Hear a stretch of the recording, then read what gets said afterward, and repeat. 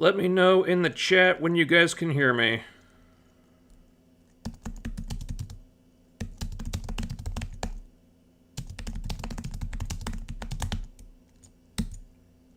And you can hear me. Alright, cool. Sorry I always make you guys wait a little bit. Because YouTube won't let me schedule these things for some reason, I always have to wait for people to find the stream. On the plus side, I did remember to put a notice on Twitter this time. Okay. Alright, so we're talking about Moon Knight Episode 2. Just a few hours before Episode 3 drops. I'm sorry I have to wait so long to do these things. This Tuesday just fits with my schedule. Just that a little bit, sorry. Again, sorry you guys can't see me. Anytime I turn the camera on, we seem to have lag issues. So this works better, at least until I get a better computer. It's one more thing to put on the list. This one works okay for now. And getting a better camera to shoot videos on is currently higher on the list than get a new computer, unfortunately. But yeah, this will work fine for right now. We're talking about Moon Knight Episode 2. And as per usual, I will give my thoughts on the episode. I'll go through everything, tell you guys how I felt about it, and then we'll do your super chats and comments at the end. So if you have any super chats, get them in now. I'll get to everybody. And yeah, all right. We pull up the notes here. Okay.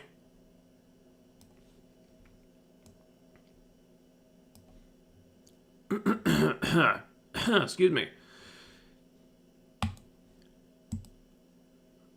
Alright. Just going to check the stream health. Looks like we're good. Okay. Alright. Moon Knight Episode 2. Alright, so we begin the next morning. After the incident at the museum, Stephen wakes up in his own bed. This time, though, he's pretty sure he didn't dream all that stuff. So he looks in the mirror for Mark. Mark isn't there.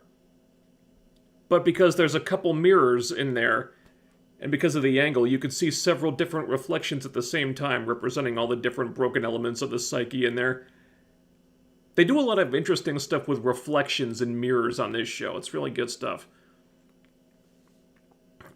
Stephen goes to work. The security guy, who always gets his name wrong, interestingly, is putting up caution tape because there was some damage to the museum last night that they're saying is a burst pipe, but obviously isn't. They check out the security footage, and the guy lets Stephen sit in on this because Stephen says, I might have some information about what went on last night. So he prepares the guy. Look, I must warn you, what you're about to see is going to melt your brain, dude. And then they watch the tape, and it's just Stephen running around and knocking things over. And that's all they see. But you don't see the demon jackal thing. Stephen insists that there was an Egyptian jackal chasing him around the place. No one believes him. They don't see it. And, they fast forward to when Stephen comes out of the bathroom on the tape. He walks right up, looks right into the camera. Stephen knows that is not him. And the interesting thing about this scene is that I thought they were going to play it as if Stephen was thinking that he was just crazy again. Like it was all just his brain playing tricks on him again. Or he was sleepwalking again or something, but they didn't. Because now Stephen knows that he wasn't. He knows he's not crazy. Or crazier than he thought. He knows there's something supernatural going on here, and everyone else just can't see it. So we actually got to that place a lot quicker than I thought we would. So Stephen talks to HR, and they don't want to press any charges, but they do know that he's been struggling with something recently, and they encourage Stephen to talk to some doctors. HR guy says he can even arrange an appointment. So they seem pretty understanding, but Stephen is obviously fired. So that kind of sucks for him, but the job sucked. So maybe this is a good thing. So Stephen talks about everything with that statue by the fountain, which is actually not a statue, but a living statue performance artist, which I didn't notice before, for some reason. I thought that was actually a statue, which is kind of funny. Stephen talks about everything, all the stuff he found in his flat, the keys, the gun. So if he could just find that storage locker that the key goes to, he could prove that he's not going crazy to everybody. So that's what he goes about doing. He goes to several different storage lockers, several different storage depots. On the fifth one, the guy at the desk recognizes him. So he's got a locker there. So he goes in the locker. Inside, he finds a cot, a bunch of boxes, and a duffel bag. And inside the duffel bag, he finds a gun, a whole bunch of money, and a passport for one Mark Spector. Also, the golden scarab thing. It floats in the air somehow. He thinks it's a compass, but it doesn't point north weirdly enough. So, once again, Mark appears in the reflection of the wall, because all the walls are really shiny. And he's like, Stephen, I know you're confused. I can save us just like I did last night, but I can't have you interfering in what I have left to do this time. So I need you to go to that cot, lie down, take a nice little nap, while I sort some things out. Stephen refuses, says he's never going to sleep again. He wants answers, and he wants them right now. He wants to know who and what Mark is. And so Mark is like, well, excuse me, I serve Khonshu, Egyptian god of the moon. I'm his avatar, which means you are too, sort of. We protect the vulnerable, we deliver Khonshu's justice to those who hurt them, but this deal is contingent upon Stephen not interfering, so Mark needs the body back for a while. Stephen, instead of complying with this, he shows some backbone here, and he says, no, there's something really, really dodgy about all this, so how about instead I take this bag full of illegal shit straight to the authorities so you can't hurt anyone else, and then maybe they'll fill me up full of pills so you can get the hell out of my head.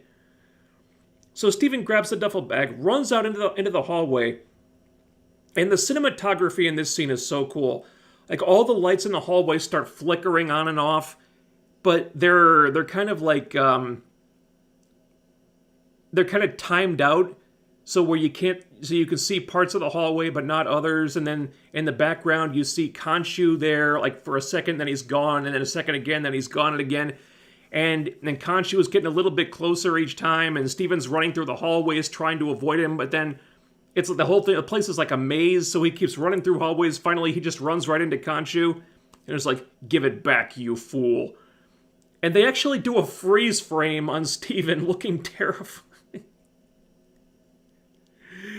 Like, he's shitting his pants terrified. They freeze frame on that for a second. I thought that was funny. So he runs out of the building, falls over in the street, and then Layla pulls up on the motorbike, the woman from the phone call from first episode. And she thinks he's Mark. It's like, Mark, where have you been? So she gives him a ride, and she says she tracked his phone when he turned it on earlier. And she, of course, thought Stephen was another fake identity he was using. So either Mark was would commonly use fake identities, or he's got more personalities in his head than we thought. Something I noodle with. She was really worried, but figured that he'd be fine because he has the suit. But what if he gets ambushed when he's not wearing the suit? She wonders why Stephen is talking with that weird accent. There's a lot of stuff going on here. Also, she's Mark's wife. Stephen doesn't know what the hell she's talking about, says he'll tell her everything he knows if she'll just take him back to his flat. So, we go back to the flat. Layla checks out the goldfish. Mark appears in the reflection of the fish tank, says, she shouldn't be here, get her out of here. And there's a bunch of stuff like that. But Stephen's trying to get to the bottom of this, and Mark keeps trying to get him to stay out of it, to get Layla out of it. He's not listening right now. He says this is his mom's flat, and Layla wonders, oh, you guys are talking again? Which makes me wonder about the mom. Like, either... So, is the mom clued in on Mark having DID? Or is Steven, like, the real person and Mark is the fake personality? So does Steven have an actual mom out there, or is it Mark's mom and the mom is just playing along? I'm very curious about the mother. But apparently she does exist. So Steven has a book of French poetry. That's his favorite poet. But no, actually, it's Layla's favorite poet. So some aspects of that relationship may have seeped into Steven's personality. He's learning French and Egyptian hieroglyphs in his spare time. They talk for a minute. He almost seems to make a connection with her, but she's not really buying it yet. Anyway, she wants to get this over with, and she pulls out some forms Mark sent her, but never signed. Divorce papers. Steven says he would never divorce Layla. She seems like a lovely person. But this Mark dude is just a twit for wanting to divorce her. So he starts trying to explain what's happening while Mark is in the bathroom mirror, the reflection of the bathroom mirror, just telling him to stop. They're talking over each other again, and Steven's having trouble getting a word in edgewise, so is Mark. Finally, right when Steven is about to open the duffel bag to show her what's in there, Mark says that Steven is going to get Layla killed. You show her that scarab, you're responsible when they come after her. So Steven stops, but Layla's interest is piqued now. She looks in the bag, finds the scarab, says, this points to Amit's Ushabti. Whatever that is. I don't know what an Ushabti is. So apparently they fought side by side to acquire this thing, but now she thinks this whole dog and pony show with the Steven persona is just so he could keep it for himself. Steven tells her to take it. She can have it, all of it. He doesn't want it. Like, I'm not this Mark Spector person. I'm Steven Grant. I work in a gift shop. I think I'm in real danger, and you might be the only person who can help me. And she starts cottoning on that there's something screwy going on here. It's like, you really don't remember anything about this, or our adventures, or our life together? He, of course, can't remember anything. Then we have a knock at the door. It's the police. Or Scotland Yard, or whatever the police in London are called. I don't know. They're investigating the vandalized toilet at the museum from the night before. They come in, but Layla has gone out the window. She's hiding up on the roof right now. So Steven is supposedly in possession of a stolen item. They do not say what the stolen item is. So they find Mark Spector's passport in the bag, and then they take Steven for a ride. Turns out Mark Spector's in a little bit of trouble. They run his name through the database in the car, and he's an international fugitive. Mark was part of a team of mercs who hit a dig site in Egypt, and apparently they zip-tied all the archaeologists and killed them execution style. Steven can't remember this either.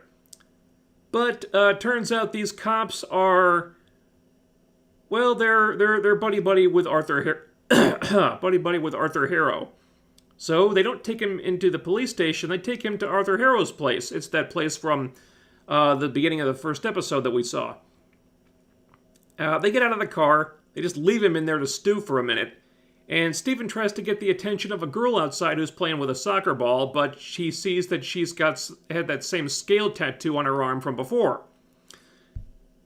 And so everyone in this entire neighborhood seems to be with Arthur Harrow.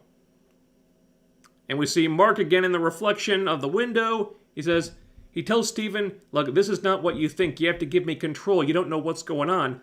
But Steven is horrified by what Mark did to those archaeologists and says, look, I'm never giving you control again. So Arthur Harrow, who has been listening in on this, he opens the door. He's like, sorry for the wait. I just needed to better understand your situation here. So he kind of knows what's going on in Steven's head right now. He takes the cuffs off. Sorry. There was a gnat there. There's always one floating around. Got it that time, though. So he takes the cuffs off of Steven, He's like, no wonder the scales don't balance. It must be really difficult having all those voices in your head. And do you think Khonshu chose you as his avatar because your mind would be so easy to break, or because it was broken already? And I was wondering about that too. Like, was Steven already in Mark Spector's brain? Like, did he already have this split personality, or did that happen as a result of becoming Khonshu's avatar?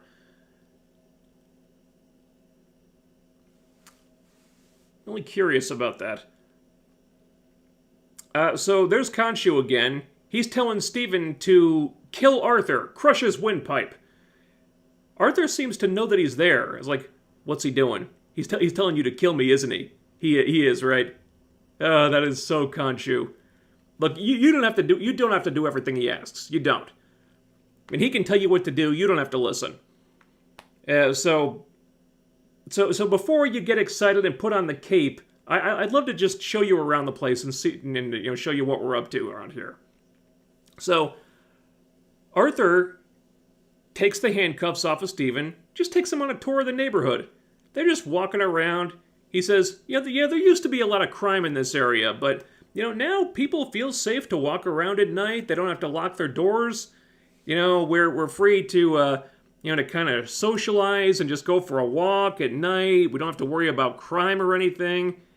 It's become a really nice place. And sure enough, there's all these people from the neighborhood. They're socializing. They're gardening in these little in this little area set aside. They're growing tomatoes out on the sidewalk. They're eating. They're playing ball and stuff. And everyone in the community also aspires to learn 3 different languages, and they all try to teach each other. It seems like a really nice place. Of course, Khonshu is watching them from the distance and just stewing on all this. So they walk into that place that looked like some kind of old-timey temple from the first episode.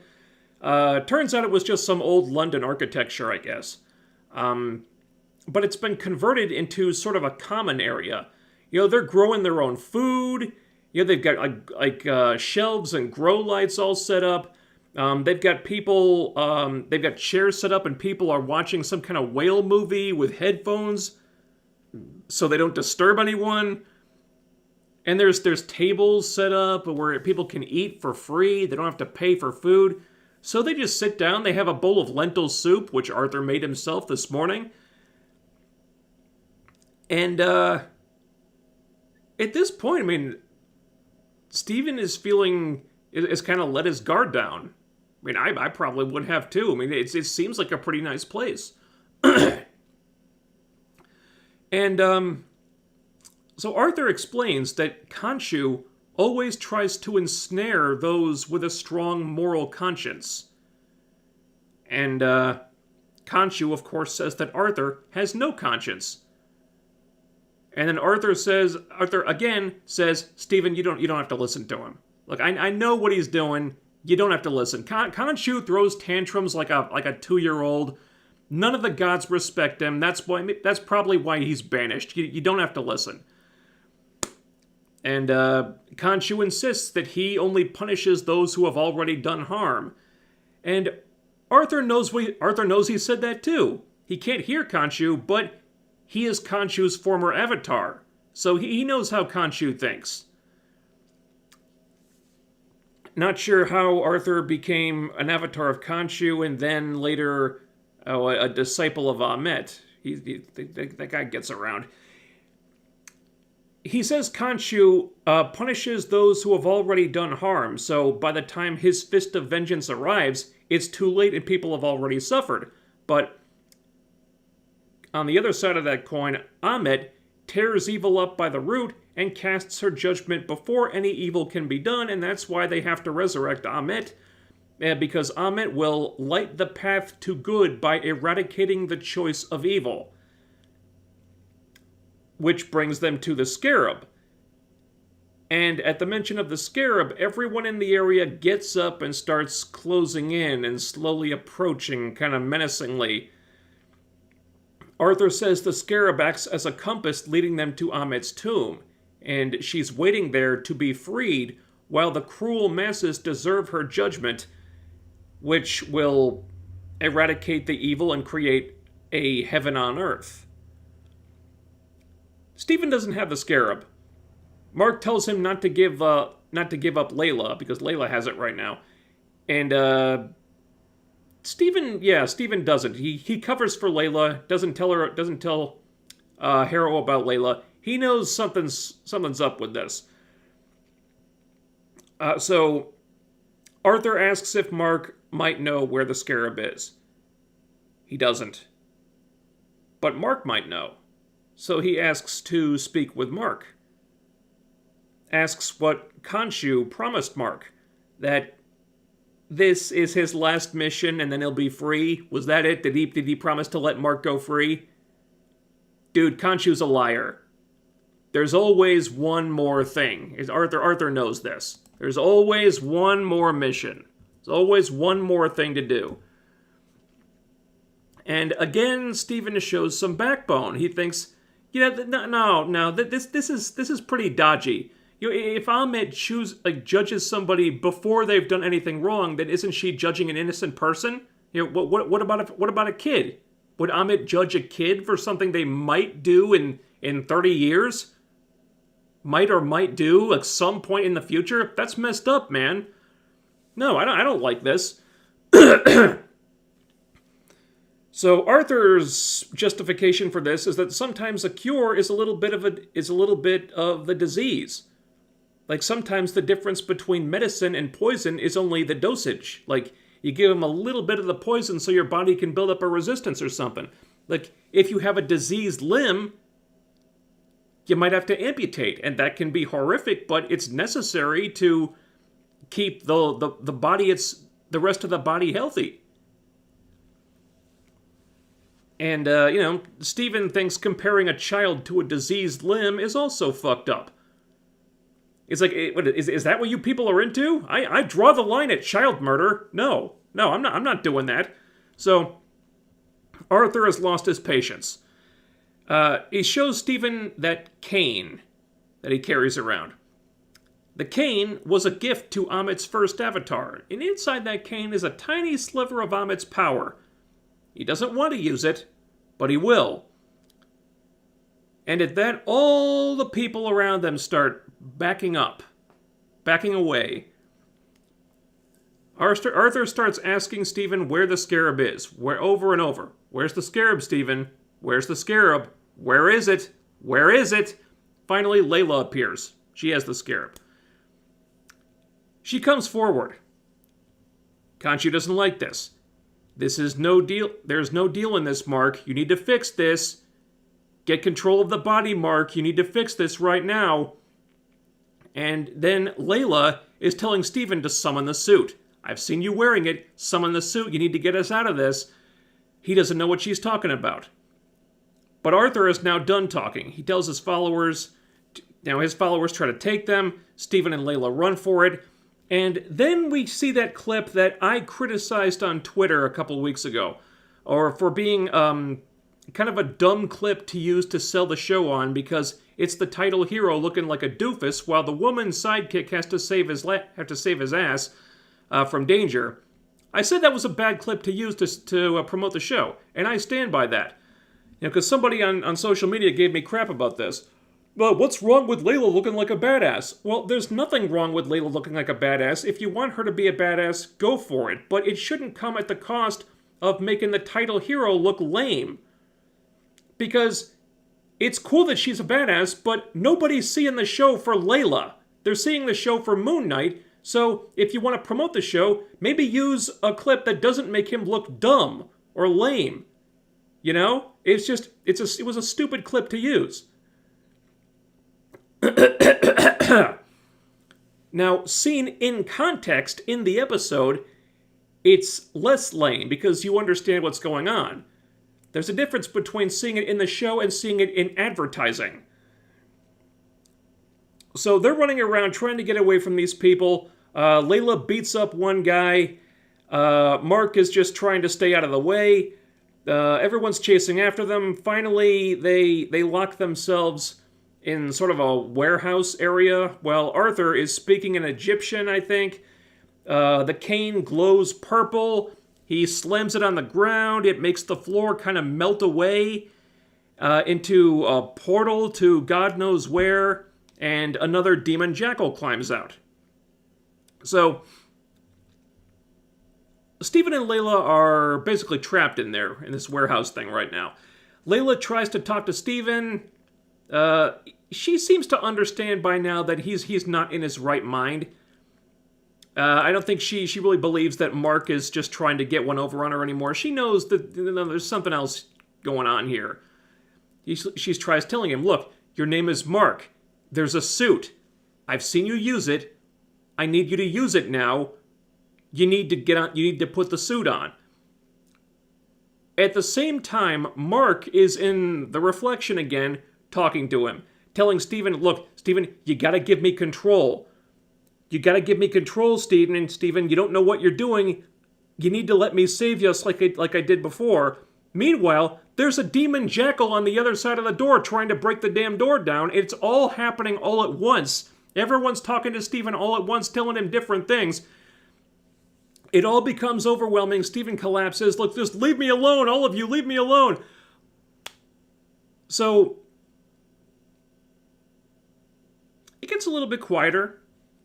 Layla tells him, look, Steven, calls him Steven for the first time. It's like, Steven, you can do this. He still doesn't believe it. She says, all right, okay, all right, we're getting nowhere here. I'll find us another way out of here.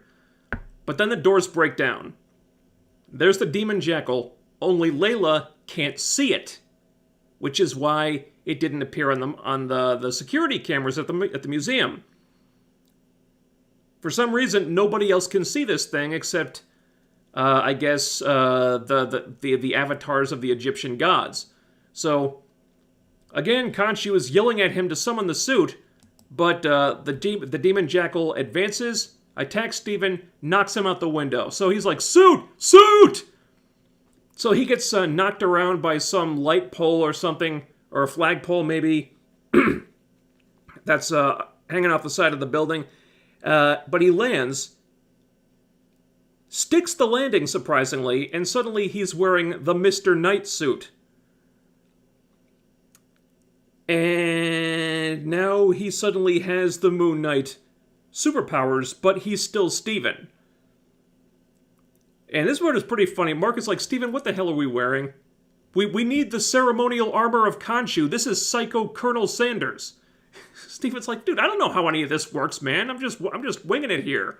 This is all coming out of my butt. And so he looks around, fishes in his pockets, try to find the scarab, but he comes out with two billy clubs instead. So he can still summon the power of the Avatar. He just does it in a different way than Mark does, which is kind of interesting. So the jackal lands on top of him, knocks him around a little bit. Meanwhile, Layla's climbing down the building, sees Steven getting whipped around by something invisible. So his body is just getting thrown around like a rag doll, and she can't see what he's fighting. So Layla grabs a bottle on the ground. This is pretty smart. She throws it. The liquid in the bottle, like the bottle smashes over the jackal, and the liquid sort of covers its head so she can partially see what she's dealing with here. So somebody watched The Invisible Man recently. So she tries to fight it with the broken bottle, but she can barely see the thing, so there isn't a whole lot she can do. Till the jackal picks her up, and at this, upon seeing Layla in danger, he tries to fight this thing finally. But, he's not a fighter, so he gets knocked around again. Mark tells Steven to give him control because he can't handle this, but Steven thinks, no, you know what, actually, I think I'm good. I think I can do something here. Because, he wants to help Layla, which is, getting him to man up a little bit. So, Steven gets up, takes off the jacket, rolls up his sleeves, starts trash-talking the jackal, trying to get its attention. He's putting his dukes up and doing his best Muhammad Ali impression, trying to maneuver the jackal away from Layla, trying to divert its attention, get it moving in the other direction. It actually works. So the jackal attacks Steven. He throws a punch and just knocks the thing's block off, sends it flying, and he's astonished that he actually did it. But, that elation doesn't last very long. The jackal attacks again, knocks him out into the street. And there's a whole bunch of people around him. Like, they're on the street, they're on a bus, they're in cars, and they're all watching this weirdo dressed all in white, in a white mask, fighting some invisible monster they can't see. They have no clue what he's doing, they think he's just some drunk idiot. So, perhaps out of desperation, Steven manages to swing the jackal into an oncoming car, but he gets, he crashes into it too, and they both take the brunt of that one. So Steven's kind of hurting now, and Mark talks to him again. He's like, dude, that was a hell of a punch back there, but, look around. There's people all over the place. Somebody's gonna get hurt if you don't let me help. So finally, now faced with innocent people being put in danger, now Steven finally relents and gives Mark control. Because he's not equipped to handle this. If it was just him, maybe, but there's a lot of other people in danger now. So he lets Mark take over, and so the eyes start glowing. He summons the Moon Knight armor. He breaks out those moon-shaped knives ready to throw down, but Layla tells him, no, you need to get it out of here. So instead, he scales a building. The jackal follows. Mark lets the jackal chase him over the rooftops. You see them in this reflecting pool down on the ground. Very nice shot right there. This whole sequence looks really cool. Mark maneuvers the jackal into position. He jumps off the roof.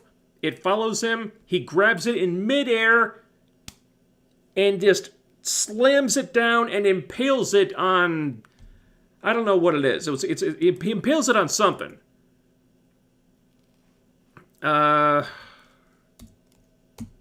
It's spelled wrong on my notes. Yeah, I don't know what that was. Like a clock statue or something. I don't know what it was. But yeah, he kills it, and then it just dissolves into sand. Very cool sequence. Mark retracts the suit, but he doesn't have the scarab anymore. He lost it. Elsewhere, some homeless person picks it up. Arthur approaches. He's like, hey, Lute, dude, I can give you food, I can get you some new clothes, but I can't give you that scarab. I can't. So he takes it, and then he takes the guy's hand and kills him. Layla watches this and then escapes on her motorbike. So we're back to Mark. Mark is exhausted. Steven is in the reflection now, and for the first time, Steven is now aware. He's conscious when he's not in control of the body. So he knows what's going on. He can see it, he just can't control anything. He's like, oh my god, this is horrible. It feels like I can barely move. Like, how long have you been like this? This is awful. And apparently Mark has been doing this for quite a long time. So, Steven's like, can I have the body back now? Please? I need my body back. So he tries to take it back, but he can't. So Mark says, like, they've always managed to keep a wall between them, but now something has changed. Something's different now, and, now the person who's controlling the body is the stronger of the two. And, Steven is kind of riding shotgun now, and, he can kind of make his voice heard, but it takes a lot of willpower just to do that much. And so Steven gets angry now. He's like, look, my whole life has been shit because of you. I can't go on a fucking date. I can't keep a goldfish alive. I lost my job. It's all because of you leeching off my life like a frickin' parasite. So Mark still refuses to give Steven control, but it's like, look, once I've repaid my debt, I promise you'll never see or hear from me ever again. So it's weird, because Mark doesn't seem to want control of the body beyond protecting Layla, keeping Steven alive, and serving Khonshu. So take those 3 things away, it's like he doesn't seem to want to be there. So he'll take control when he needs to get something done, but beyond that, it's like, yeah, he's like, he doesn't care. So, but right now, something needs to be done, so he's keeping the body for now. Which makes me wonder, like, what is it in Mark's past that made him like this? What made him not want to have control of the body unless he needs control of it for something? I don't know. He's like, look, we wouldn't be alive if it weren't for Khonshu, and my servitude is the price I pay. That's the kind, but it's the kind that keeps me covered in blood. He's like, well, that blood is on my hands. You ruin people's lives. Everything you touch, you ruin. Like, you hurt people, you abandoned your wife. I didn't. I'm protecting her. Now, you don't know what you're talking about. Khonshu has his eyes on Layla. He wants her as my replacement. I'll never let that happen. And Steven's just not hearing it anymore. You know, they start talking over each other again, with Steven insisting that Mark hurts people, that he's a bad person, and he's not going to let that happen. He's going to haunt Mark, never giving him a moment's peace.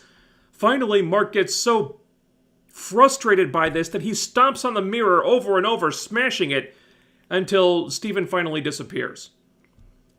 And then Khonshu appears again. He says that Mark swore that Steven would not interfere, and Mark is ungrateful, altering the terms of their agreement. Mark was nothing more than a corpse when Khonshu found him. It's like, you think you own this body? No, it belongs to me. And as they're in the middle of this conversation, the camera, it gets all one shot, and the camera keeps panning around, the kind of on a low angle, showing Mark on one side, and it keeps panning around, keeping him there, but we keep seeing Khonshu at different points in the background, in the scenery. Like, he's on top of one building, then he's on top of another, and then he's right behind Mark. It's really cool. Really nice shot right there. And Khonshu thinks that deep down Mark actually enjoys this. And reminds him that, you know, when they part, Mark may not like the next candidate. Because, you know, it's Layla, obviously. Mark's trying to spare her from this. So,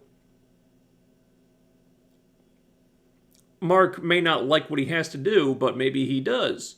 Maybe there's a part of him that does. Who knows? Maybe it's another personality that likes it. So, but he knows what he has to do now. So yeah, he has to kind of keep Khonshu appeased. So I was like, all right, where are we going? And then we wind up in Egypt. And that's where it ends. Another really good episode here. Not, excuse me, not what I was expecting, but really good. One thing is very clear right now. If Oscar Isaac doesn't get some serious attention from the award shows for this role, then there's something wrong, because this is Emmy caliber stuff that he's doing here. Like, he's playing 2 completely different characters, acting against himself and all the other actors in these scenes, all at the same time. Like, I don't know how the hell he's doing this. Like, forget about it being a comic book show. We're watching an acting clinic on display with Moon right now. It's that good.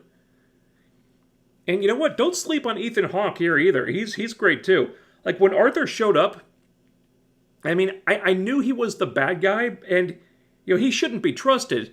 But at the same time, I didn't blame Steven for getting sucked in a little bit by this guy. You know, because he comes off like such a nice person there for a few minutes. He's threatening, and you know he is, but at the same time, you kind of want to like him. I can see that he does make a very convincing cult leader. I can see why he's got so many followers, because it does look like he's created a pretty nice place there, minus the part where he's killing people in the name of some corrupt Egyptian deity. But yeah, I mean, it's really convincing, like the balancing act. He's both threatening and inviting at the same time. But, what I really appreciated this week is what we learned about Steven. And I didn't think we'd get this. Because I thought the episode would be focusing on Mark. I think the next one will be doing that. But we learn a lot more. We do learn a lot more about Mark here. But Steven was the real standout. Because in the first episode, he seemed like a very meek guy. Kind of a pushover. But he's really not. Because, second there. Yeah. Because he's really not. I mean, he's socially inept. But, I mean, if you had another personality in your brain, you would be too. And, but, yeah, he has a lot of trouble socially, but it turns out he's got a lot of courage deep down. Like, if he sees someone in danger, or if he sees something that he thinks is wrong, I mean, he'll stand up to it if you push him hard enough. Like, he was listening to what Arthur was saying for a few minutes there until he found out that Arthur was judging people who might be innocent. Then he put the brakes on pretty quick because he knew that wasn't right. He was afraid of the jackal thing, but when the jackal threatened Layla, he started fighting it. He's afraid of Mark, but when he thinks Mark is a bad person, he stands up to him. Like, I'll be the voice in your head you can't get rid of. I'll never give you a moment's peace until you give me the body back. I'm not going to let you hurt anybody ever. So, it's an interesting character. Steven may not stand up for himself, but he'll stand up for somebody else. Or he'll stand up against someone that he thinks is a bad person. So then you've got Mark, who appears to be a lot more morally flexible. Like, I thought it was cool how when Steven gave him control of the body, Mark had no issues with fighting the jackal out in public where, there are innocent bystanders all around, and Layla had to tell him to get the jackal out of there. So, I think it's a case where, different aspects of the same person have kind of been splintered. Mark is the ruthless one, and Steven is the heart and the conscience. And those two different things are supposed to exist in one person, but instead they're in two people. So, so much so that Steven has his own super suit. Like, Mark has the Moon Knight armor, and Steven has the Mr. Knight suit. So Mr. Knight is not another persona in this version. That's new, I think. So I think it's another departure from the comics. I'm okay with it. I don't think we need a third persona just yet. There are some subtle hints that there might be another personas, or more than one, rattling around in Mark Spector's brain. Why does the security guy at the museum keep getting his name wrong? Why would Mark ask, why would one of the personas ask out, that hot girl from the museum from the first episode? Because Mark doesn't seem like the type who would ask her out, and Steven didn't do it, so who was it? Is there another persona in there somewhere? I don't know. So there might be more than two personalities. There might be a third, but I think there's still a lot to work out with just Mark and Steven. I think if there's another one, they might save that for the end of the season, for a cliffhanger maybe. But there's a lot to unpack. Like, why is Steven now aware when he's not in control? Like, there used to be a wall between them, but something's changed. Why did it change? Is Mark's mom aware of the situation? Does she play along with it? How long has that been going on? Is it Steven's mom? Is Steven the main personality, or is Mark? We don't really know. There's a lot to unpack. Action-wise, some really cool stuff here. That sequence at the end. Everything from when the jackal showed up all the way to the end was really cinematic. Like, that whole sequence felt like a movie when he's scaling the rooftops and running across the skyline, and you see him in the reflecting pool, and then when Khonshu is appearing all over the place as the camera pans around. This is a really well-made show. Really well-made. And the pacing has been excellent so far. After 2 episodes in WandaVision, the story had barely begun.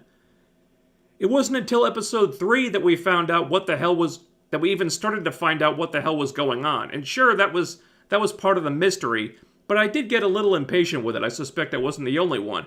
Here, like, we're well into it already, after 2 episodes. And I think the next one that drops in just a few hours, I think in that one we're going to spend more time with Mark. Maybe we'll get some flashbacks to what went down at that archaeological dig where those people died. In the trailers, it looked like there were some scenes in a mental hospital, so we might see that. And hopefully we'll find out what Mark's deal is. Because, you know, he said that Steven would never see him again once this business with Khonshu was finished. So, is Mark willing to just give the body over to Steven permanently? Well, why would he want to do that? Is it guilt? Is he running from something? I don't know. I am excited to find out, though. I am really loving this show so far. And unfortunately, I'll have to wait a minute to watch episode 3, though. I can't watch it tonight. I've got to go to bed early so I can get up early tomorrow because I've got an appointment to get my taxes done. Yay. Oy. God. Can't wait to find out how much that's going to cost me. Yeah, so... yeah, another really good episode. Again, not what I was expecting. I didn't think we'd be spending this much time with Steven, but hey, Steven is I'm trying to find the right word. Well, Steven is a lot more charming than I was expecting. He's a lot more endearing than I thought he would be. So, looking forward to seeing what he's like on the inside now that Mark has control. Yellow Lantern, thank you for the super chat. That's a big one, $20. Wow. Thank you so much. I won't be able to stay till the end, but still happy to contribute. Hey, thank you very much, man. I appreciate that. Let's see. Life of Nate with $4.99 super chat. Thank you. Ethan Hawke is pretty great in this show. He's carrying a lot of the show, in my opinion. He plays a great villain. Oh, yeah, definitely. Yeah. Like I said, you know, I totally buy him as a cult leader.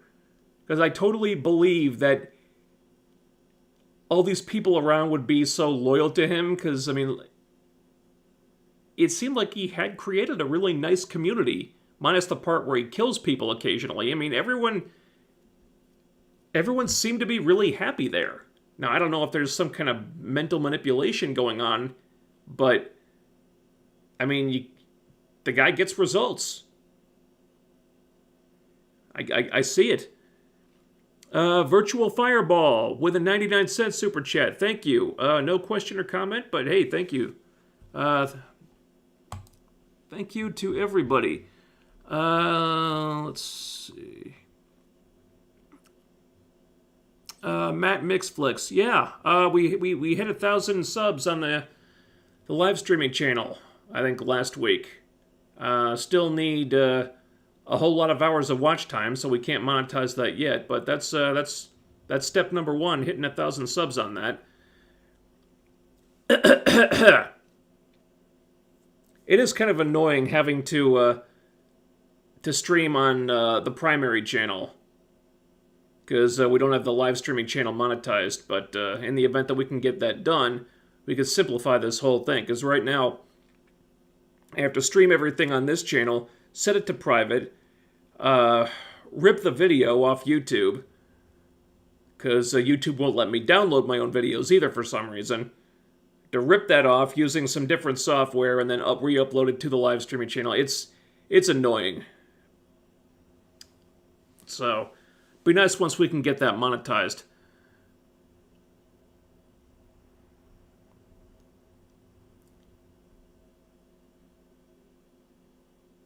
Let's see. Love your channel. Appreciate you sacrificing your soul and watching this trash fire show so I don't have to. Thank you for doing the Lord's work. You're welcome. Well, luckily, I'm watching a good show right now, so that's nice. Yeah, that's one thing I didn't really anticipate when I started this channel, was that I'd have to watch so much shit just to review it. Like, there's so many things I wouldn't have even bothered watching if I didn't have this channel to work on.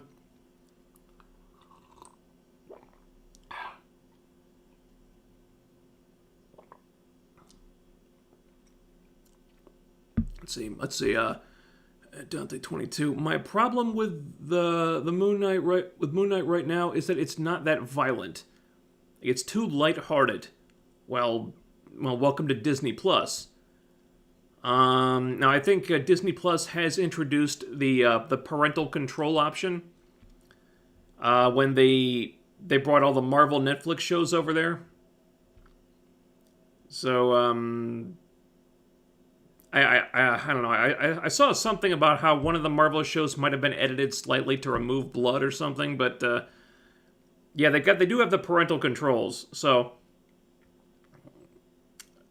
I guess they have the option of going more violent if they want to, but we don't know yet. I mean, it's only been 2 episodes. They might get considerably darker. And we've only really seen 2 action scenes so far. I mean, they're still, like, introducing the characters and whatnot. Now that we've kind of established everything, I mean, you may get your wish.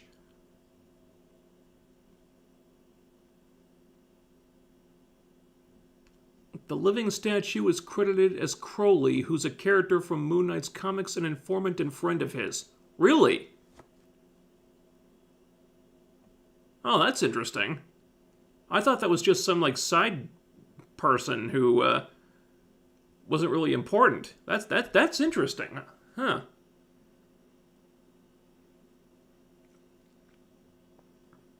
Let's see. Hey bro, love the content, but I prefer edited videos. Have fun and be well. I prefer the edited ones too. I'll be the first to admit I'm, going live and just improvising stuff is not where I'm best. Because I tend to have a lot of pauses in my speech. I tend to stammer a little bit, and sometimes repeat myself, and that's how I talk in real life, unfortunately. So if it's just me, kind of just shooting the shit with you guys, that's not my preferred form of doing this. But welcome to live streaming.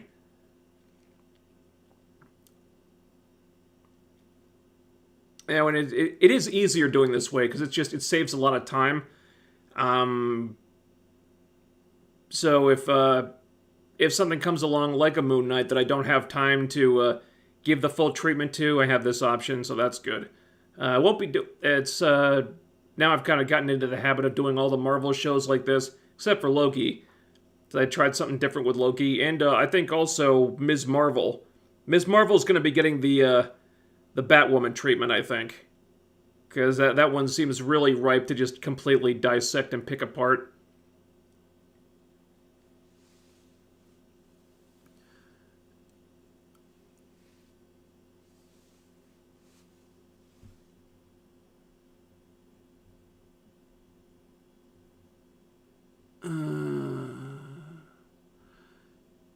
I can appreciate Moon Knight a lot more than the other shows because it feels separate from the MCU, and it helps that I'm into the whole Egyptian gods and goddesses and others like Greek gods and such.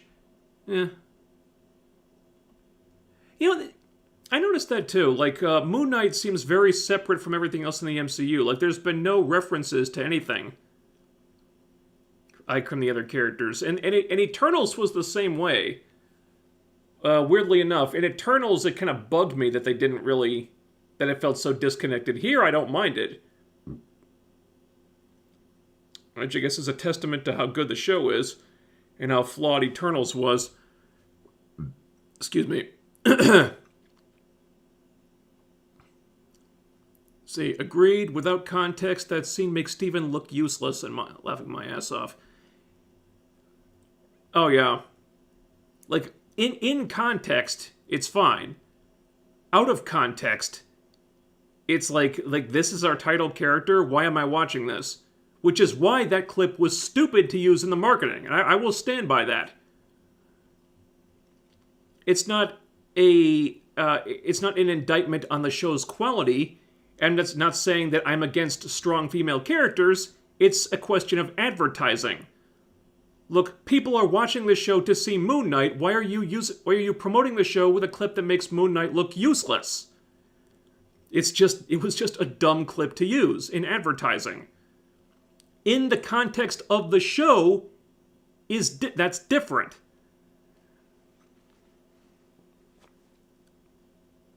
I love that panicking moment, to be honest. It's so great to see one of these MCU heroes behaving like a normal person.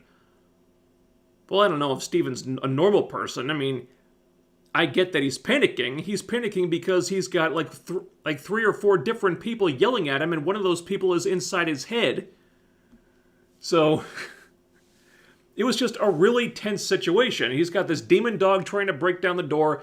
This woman telling him that he's a different person. You got the different person in a mirror telling him to give him control of the body. It's a lot. Like, I don't blame him for kind of breaking down and having an anxiety attack, because, Christ, I probably would have had one a lot sooner.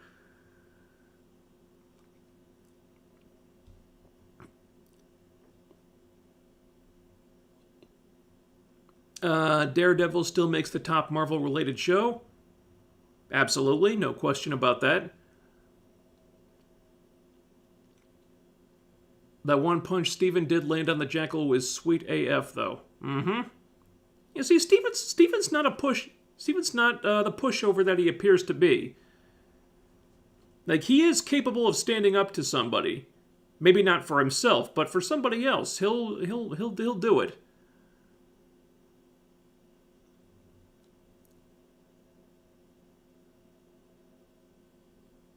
Plus, most of the time, Steven wakes up and having to deal with the immense physical strain on the body by Mark vigilanting out there all the time. That's true. Makes me wonder when Steven actually sleeps. Because when he thinks he's asleep, it's actually when Mark is in control of the body. So, but I mean, the body does need to rest at some point, right? So, I mean, when does the body actually sleep?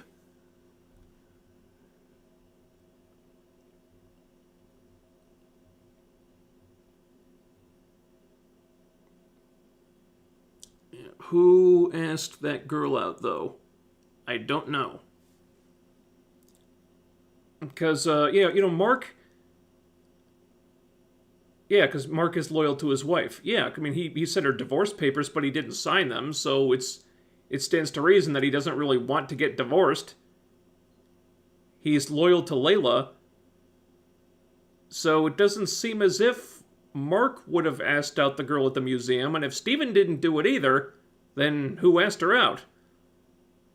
Because, the security guy manning those, all the monitors, he keeps getting Steven's name wrong.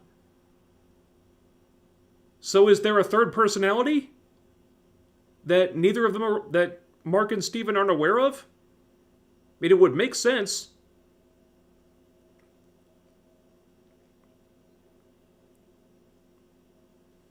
The smooth talker, one that embraces the joys of life. Yeah, maybe there is.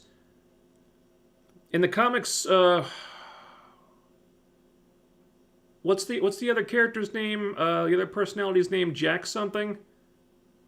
Like the cab driver? Maybe that'll be another reimagining. Like maybe he's maybe see some like suave ladies man or something.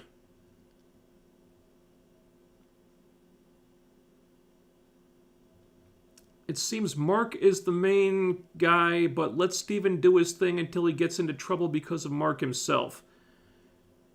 Yep, I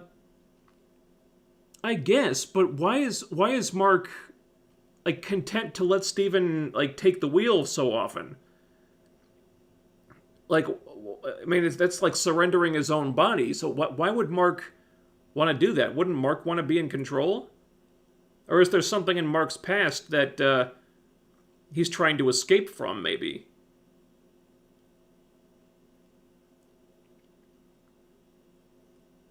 Maybe Mark lets Steven be his civilian identity because he wants to keep his wife even further away from all this?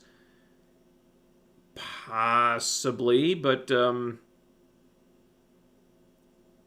doesn't seem like that would take a different personality to do that.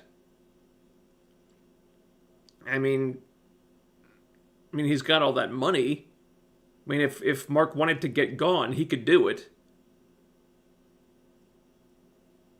I'm sure he could find like a fake identity for himself. He wouldn't need to take on another personality. I don't know. There's a lot we don't know about this yet.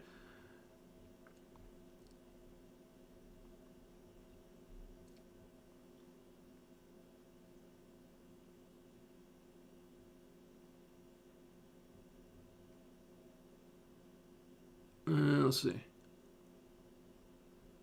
And Oscar Isaac has always been a great actor. Good to see him finally get a lucky break. Well, I mean...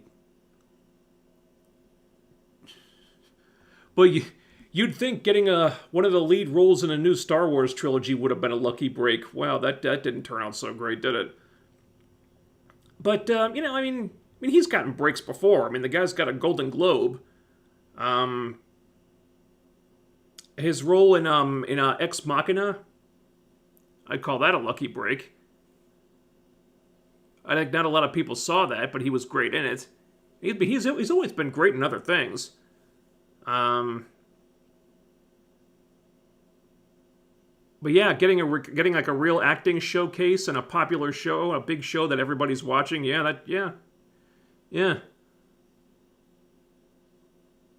It's like he's always been a great actor, but like now everybody knows it. Now everybody can see how great he is because he's got the role to like really show his stuff. Yeah.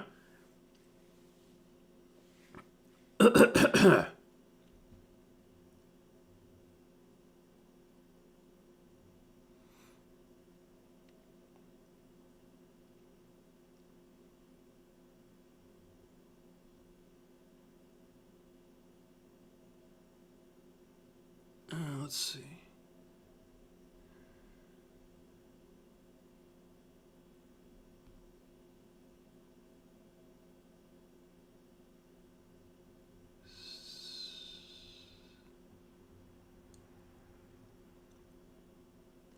Arthur did say that Khonshu was preying on those whose mind had been fractured, though, and he was an avatar of the gods, so does Arthur also have at least another personality? No, that's not how it works. Hold on. It's not exactly what he said. Where is it? Sorry, I'm just trying to backtrack through my notes. Yeah. He says, Khonshu always tries to ensnare those with a strong moral conscience. I think the question is whether Khonshu ensnaring Mark is what caused Mark's mind to splinter, or if it was already splintered. I think that's the question right now.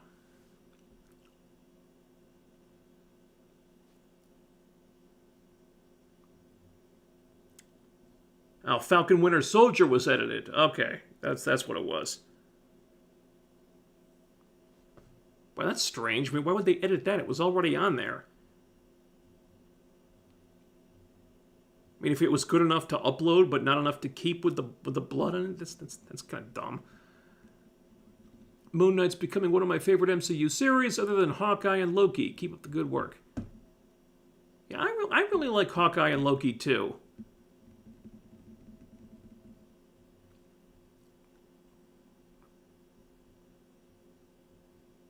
Those shows seem kind of polarizing. I don't know, maybe I've been talking to the wrong people. Looking forward to those Ms. Marvel reviews. Oh, boy.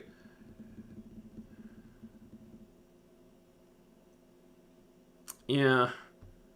Yeah, I don't think I'll be streaming those. I think I'm gonna have to do, like, the long-form episodic ones. Videos for those, so... More like 30-plus minute videos for each one. Just diving into everything. Oh, boy. Ugh.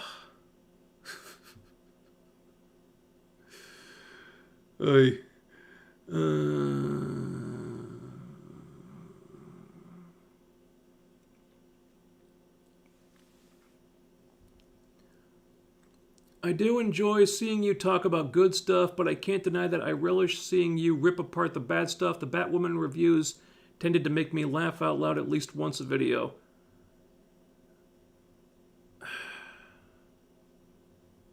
Well, people do enjoy the rage videos. Welcome to YouTube. And, you know, the bad ones, I guess, tend to get the creative juices flowing more than the good ones. People just like rage, I guess. Did you hear about Gilbert Gottfried? Yeah. Heard about that a couple hours ago. That sucks. He was such a funny guy. I always liked his comedy.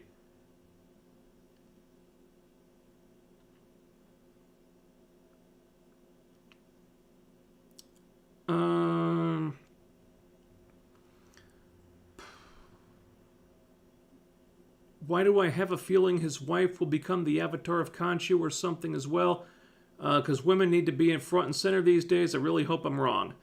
Well, I mean, they're kind of playing that card with Thor: Love and Thunder. I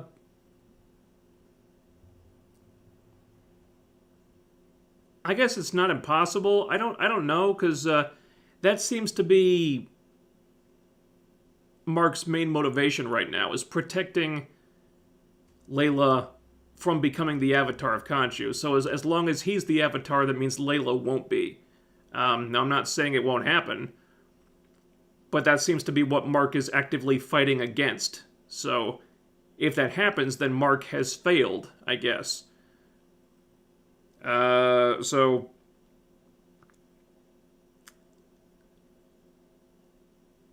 I think, you know, you're not wrong in thinking it might happen. If it does, I don't think it'll be permanent, though. I think it'll be something that Mark would have to take back to save Layla from that, because it seems like this is something that is not a fun time for anybody. Stephen Loomis, thank you for the super chat.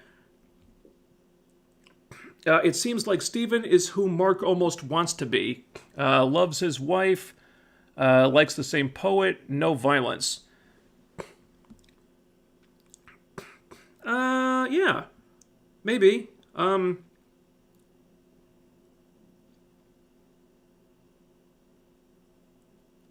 guess, from Mark's perspective, Stephen kind of lives, maybe a life that Mark wants, like,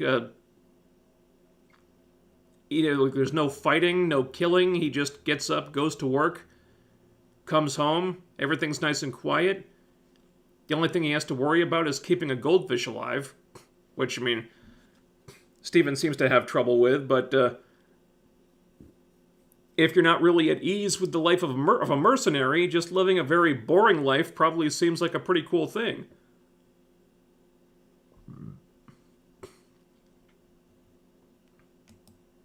So, I guess there is maybe a little bit of wish fulfillment involved in that.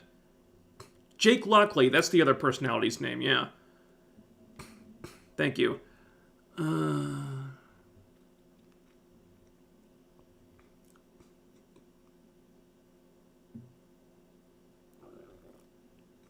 Mark recognizing Stephen fighting was a nice touch. Yeah, you know, I wonder if there are little bits of the personalities that kind of seep into the other one, like Stephen enjoying the same French poet as Layla. Like, how would he know that? Maybe it's something he got from Mark. Maybe it's something Mark remembered, and he kind of absorbed it through osmosis or something.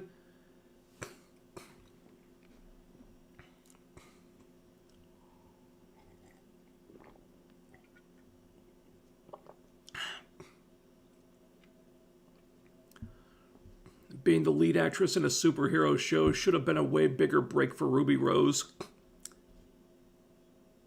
Should it have been? Really? I mean, it's a CW show. I mean, they don't exactly have great quality control these days. Also, Ruby Rose is a terrible actress. So I'm not sure how much of a break it would have been even if the show had been good.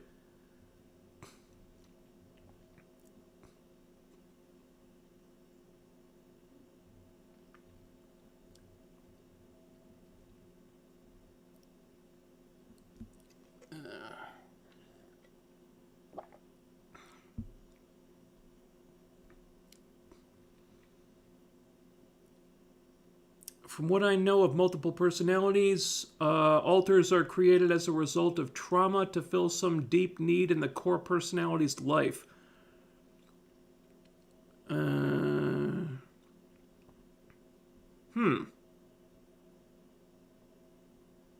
Yeah.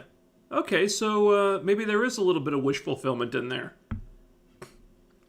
Maybe Steven came from Mark's desire to have a life that's more peaceful, maybe?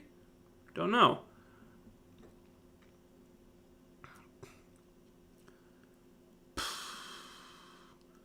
What do you think is the least bad season of Batwoman?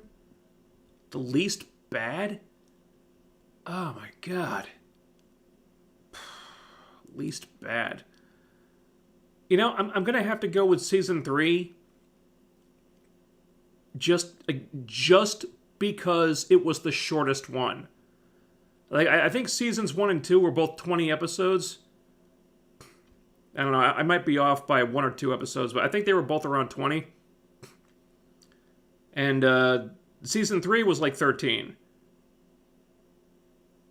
So it ended 7 weeks earlier. So by virtue of that alone, that one has to be the least bad. Quality-wise, that's a different story.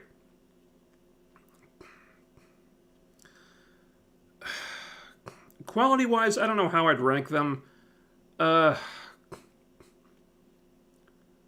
mean, season 1 at least started... At least the way it started was not as agonizing as it would later become. Like, in that first episode, I was like, you know what, this isn't, like, the worst thing I've ever seen. It's just really boring and lame and uninteresting.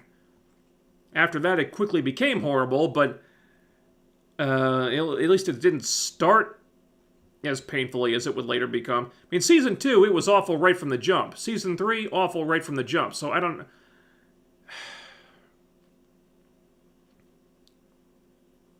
For the worst, I don't know, I guess probably season 2, I guess?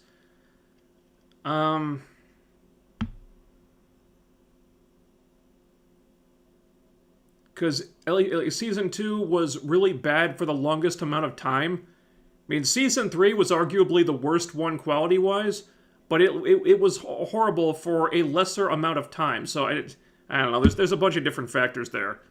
It's all shit at the end of the day, though.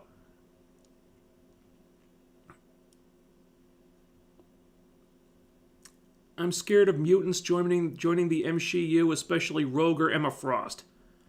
Oh, I'm excited about those characters joining the MCU. Because Rogue has, like, the best introductory storyline possible, where she gets to fuck up Captain Marvel. Because if they do that, you better believe I'm going to be excited for Rogue to show up. Because, it kind of seems like the higher-ups at Marvel have figured out that people don't really like Brie Larson's Captain Marvel very much, which is why her solo sequel became a team-up movie. So if they've got an exit strategy where they can kind of take Captain Marvel off the board and introduce a character people love, like Rogue, I don't think they're going to want to screw that up. So yeah, I'm excited for Rogue. And Emma Frost, because Emma Frost is the fucking GOAT.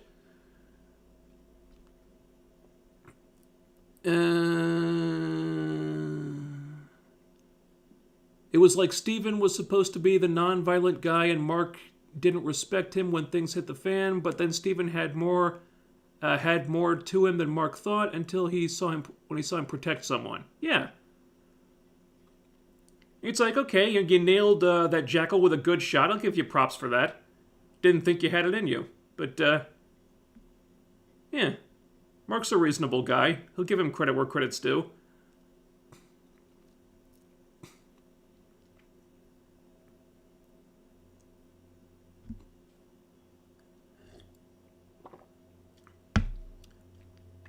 Are you going to continue the Supergirl reviews? Oy. People always ask me about that. I feel like I have to say this every day. The reason I stopped doing the Supergirl reviews is because YouTube kept claiming them. YouTube, the copyright bots left me alone when no one was watching my channel and I had like 124 subs. But once the channel kind of took off and those videos started getting a lot more attention and a couple of them went viral, suddenly YouTube was like, oh, wait a minute, you're using a lot of copyrighted stuff here. I don't know about this because, we don't care about fair use and blah, blah, blah. So they started getting claimed and claimed and claimed, and it would take weeks to make one of those videos, and then I'd have to re-edit and re-edit and re-edit and re-edit to get the claims taken off, and finally I just decided that this was just not a practical option anymore. And if I wanted to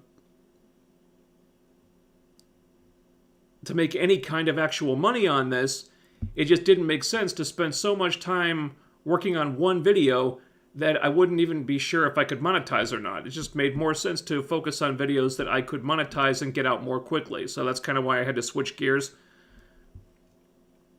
Weirdly enough, the first video I ever made for the channel was a test video.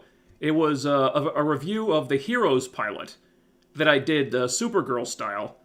It's made that same way. That was set to private. Nobody but me has ever seen it. And I don't think that video has ever been claimed. Well, it was at first. I had to re-edit one section and got the claim taken away. But they've left that one alone. Also, I did a review of the Magician's pilot. That one's never been claimed either. So I don't know. Maybe Supergirl was just a hot button, a hot topic. Or maybe I edited that one differently without realizing it. I don't know. But yeah, the Magician's video and the Heroes video, those haven't been claimed. So maybe it's just a different type of show, different restrictions, different copyright rules apply to different shows. I'm not sure. But that's kind of why I had to stop with the Supergirl videos, which I guess is a shame because people always ask me about those.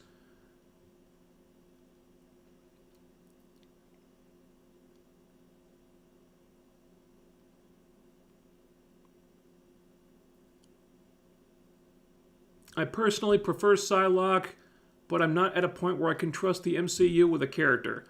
Oh, well, I wouldn't expect to see Psylocke when the X-Men show up. At least not in the form that you're accustomed to seeing her in. Because we can't put her in Quannen's body anymore, because that would be cultural appropriation. Yeah, so, at least I'm pretty confident that Psylocke in her most popular incarnation will probably not be appearing. Yeah.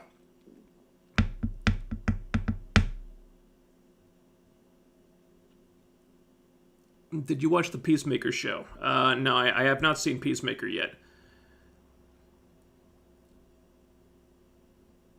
Who is your favorite X-Man or mutant? I don't know if I could pick just one. I love Gambit, Rogue, Emma Frost, Cannonball. Oh boy, who else? Who else?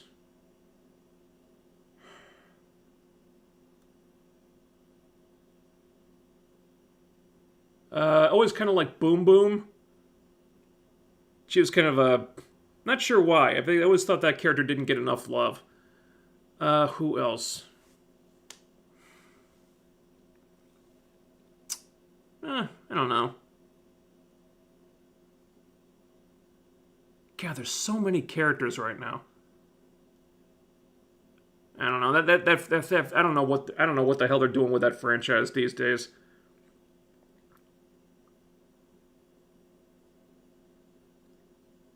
It's like they get so many characters, and they don't seem to have real plans for any of them, except like a couple big ones. Like the whole franchise has gotten very plot-centric.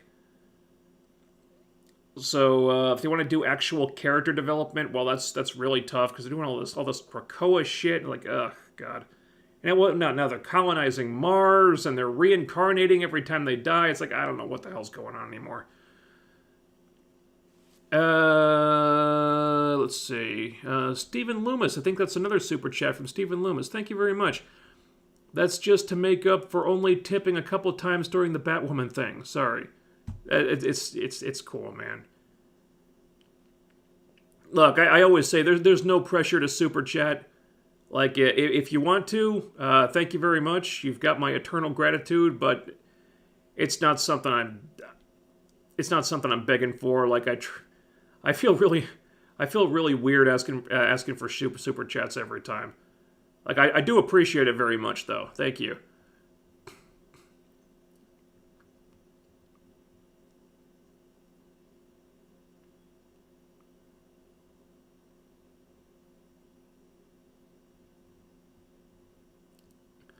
Are you aware of the Shang-Chi actor shaming the Moon Knight series? No, I hadn't heard about that. What did he say? No, it's the first time hearing about this.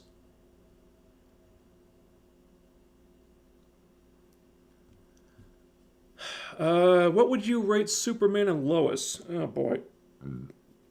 Yeah, I'm not up to date with Superman and Lois. I mean, I haven't even finished season 1, so I don't know what's going on. As I've heard, they've gotten kind of season 2 has kind of dropped off. I guess they were focusing on Jordan's girlfriend coming out of the closet or something, and they're doing some more questionable stuff, and storylines aren't connecting. I don't know.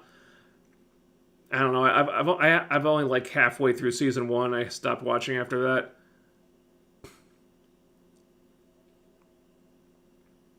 So I don't really know what's going on that show right now. Boom Boom was hilarious in X-Men Evolution. Boy, she got a lot of attention in X-Men Evolution, didn't she? It was so weird. Like, she had one of the bigger storylines for a while. I thought it was kind of cool. Like, I don't know why they chose to focus so much on her when there were like bigger characters that didn't get as much attention. I thought it was cool though. I always thought that character deserved more love. I'm still annoyed that her and Cannonball didn't work things out. I always liked them together in X-Force.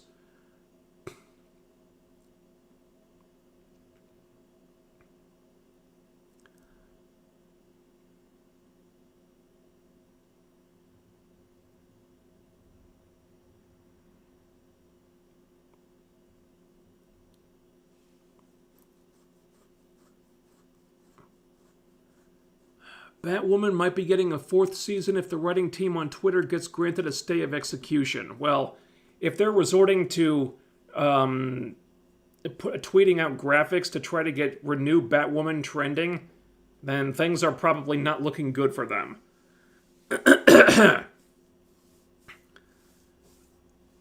I mean, I guess it could still happen, but at this point, it's looking less and less likely.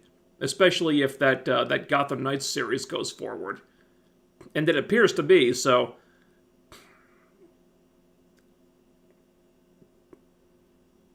I mean, nothing's for sure just yet, but Smart Money is not on Season 4 happening.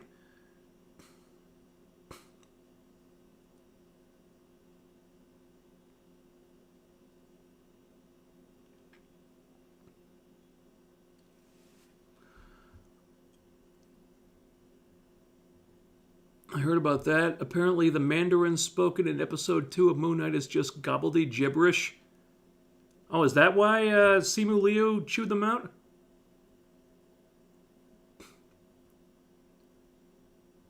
Oh, so they weren't speaking Mandarin. Just, So it was just word vomit then? Okay. No, I guess that would kind of hit home for him, wouldn't it? Yeah. Review Superman and Lois and Stargirl. Well, I did some videos on both of those. But I don't know, the views for Superman and Lois, the views for the Superman and Lois videos kind of tapered off pretty quickly, so I figured it wasn't really worth it. And with Stargirl, I stopped doing those because the show just wasn't making for good review fodder anymore. It was like, well, I mean, Yeah, I mean, I've got a few critiques, a few complaints here and there, but overall, I mean, I'm enjoying it. Overall, I think it's a good show. So there's not much for me to really pick apart here. So I didn't feel like I had a lot to say with Stargirl anymore. Excuse me.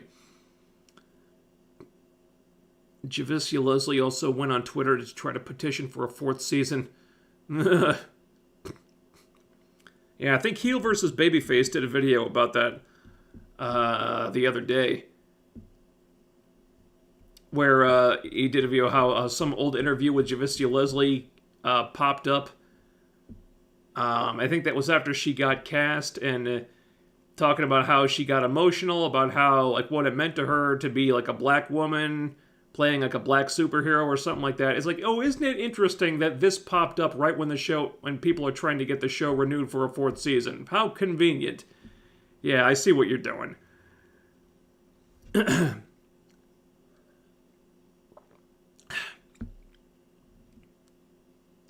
you remember Wolverine and the X-Men? Damn, that was a good cartoon until it was canceled for dumb reasons. Oh yeah, Wolverine and the X-Men was so fucking good, wasn't it? Plus, they were taking a lot of cues from Grant Morrison's run on New X-Men. So that show was very near and dear to my heart. Plus, they did the Emma Cyclops storyline, well, a version of it, and I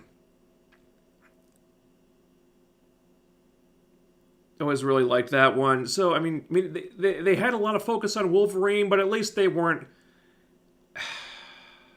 trying to smokescreen it. Like with X-Men the Animated Series, it felt like every other episode was spotlighting Wolverine.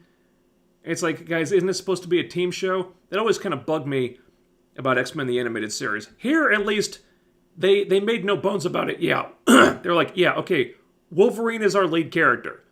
We're not trying to bullshit anybody. We're being upfront about it. I was like, okay, fine. At least you're honest with it. So when Wolverine is in the lead, it's like, okay, I get it. This is what I signed up for. I saw the title of the show. I know what I'm getting. So I kind of knew what to expect with that one. But man, the show was so good. Pissed me off so much when they canceled that one.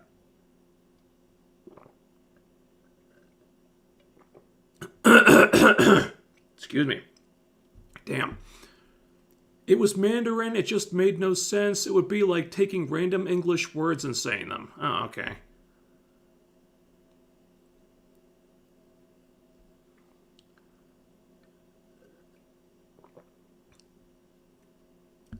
I've been watching your Batwoman reviews on repeat. Absolutely love your rip-apart content. Big fan, rooting for Season 4 to get greenlit.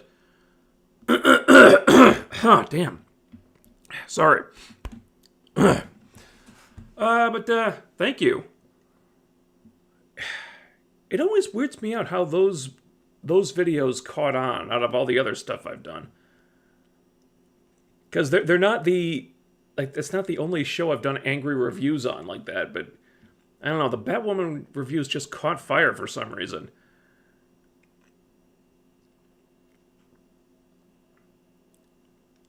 I like the portrayal of Rogue in that series. Sad it only got one season. What stupid reason did they have for canceling it?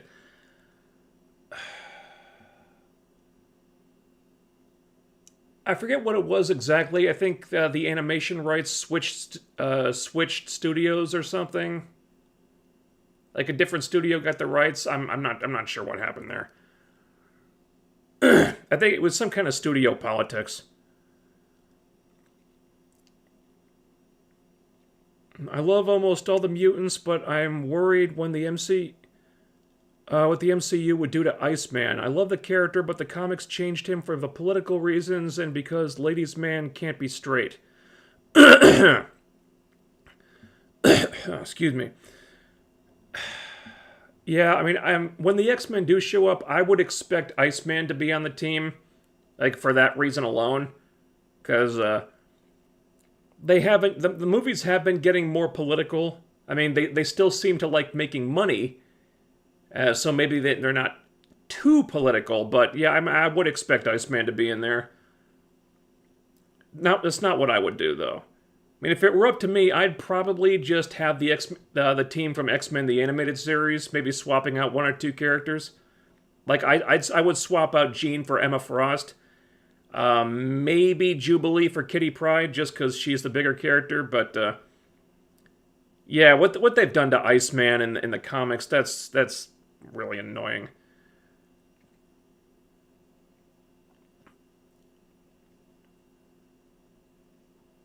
Live channel says 1.01 thousand. All right, cool. So I think I still need like 4,000 hours of watch time. So not sure how much of that is translating to watch time, but that's step number one, getting over 1,000 subs. That's good.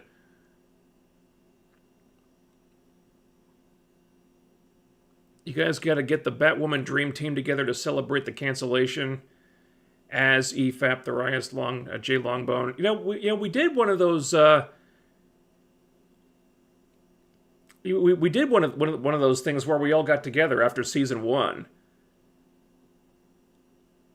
I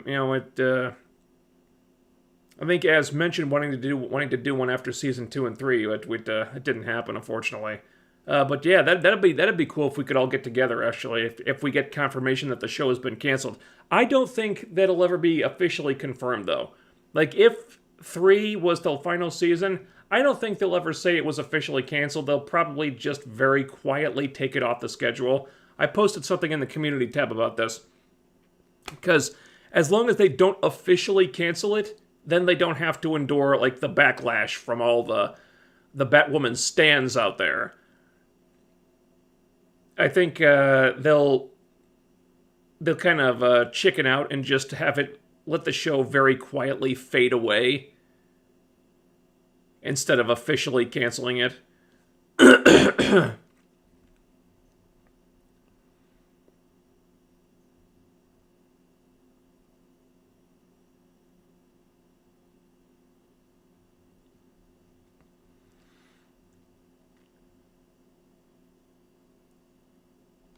Marvel had so many good animated series like Spectacular Spider-Man and Avengers Mightiest Heroes, Wolverine and the X-Men, and they all ended up getting canceled and replaced with worse versions. Yeah, because all those shows were made by other studios, I think. I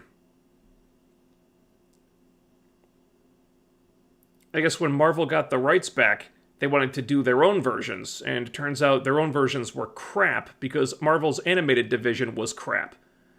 And whoever was in charge didn't really take it seriously. Thought animation was just stupid or something for kids. And wow, there have been some really shit Spider-Man cartoons. Like every Spider-Man cartoon since Spectacular has been crap. Like the Ultimate Spider-Man cartoon was garbage. I didn't even watch the one after that. Avengers Earth Mightiest Heroes was really, really fucking good. And I think I watched, like, the one they replaced it with, I think I watched, like, 2 episodes of that, and then just, I couldn't watch anymore. Ugh. I mean, I think What If it was pretty freaking terrible, but as bad as the writing was, at least the animation looked like it took some effort. But yeah, I mean, Marvel's animated division needs a ton of work.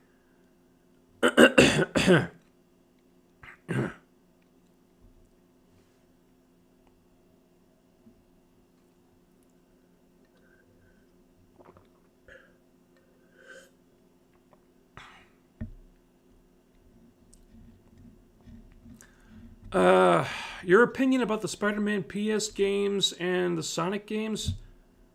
Wow. I've never played the Spider-Man PS games. I've watched a lot of the cutscenes on YouTube, which have been really cool. I do want to play the Spider-Man game at some point, but video games are just not in the budget right now. Unfortunately, man, I really got to get that Patreon set up, don't I? Man, I opened an account with Patreon. I started setting it up, and I just never finished it. I don't know why. I always felt weird about it for some reason. The Sonic games, same deal. I played the original games as a kid, but all like the more recent ones, I'd play them if I had the money to spend on it. But now all my money is earmarked for essentials like paying the rent, paying the electricity bill, getting my taxes done tomorrow. Oh God. Somehow I doubt I'm getting a refund on my taxes.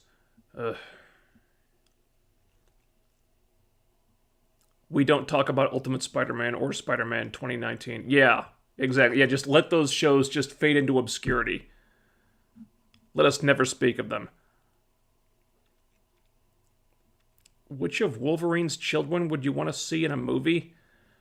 I've said this before. Probably an unpopular opinion, but if I was doing the X-Men in the MCU, like if I was in charge of that, something I would very seriously consider would be not using Wolverine at all. Because, he was done to absolute death in the Fox movies. And they're not going to find anybody who's going to play him better than Hugh Jackman. Because people love Hugh Jackman's Wolverine. And anything else, like anybody else, is going to be like secondary to Hugh Jackman. They're not going to find someone who's going to play that character better than him. And it hasn't even been that long. It's only been a couple years since he last played the role. So I wouldn't even put Wolverine in there at all. I would actually go with X-23. Because, there's quite a few Wolverine knockoffs in the comics. She's the most popular one. She's the one that's kind of stuck around in the public consciousness. I guess there's also, Honey Badger or Scout, whatever the hell her name is. She's another derivative knockoff. What the hell is the other one? There's Dakin. There's like, I don't know, 3, 4, 5 Wolverines now? Jesus Christ. X-23 is the only one that seems to be popular. Plus, you could get the girl, what the hell is her name? I forget the actress's name, but you could actually get the girl who played Laura in Logan in that movie, just recast her, bring her into the MCU, have her play X-23 again. So if you need a Wolverine character, I would use her.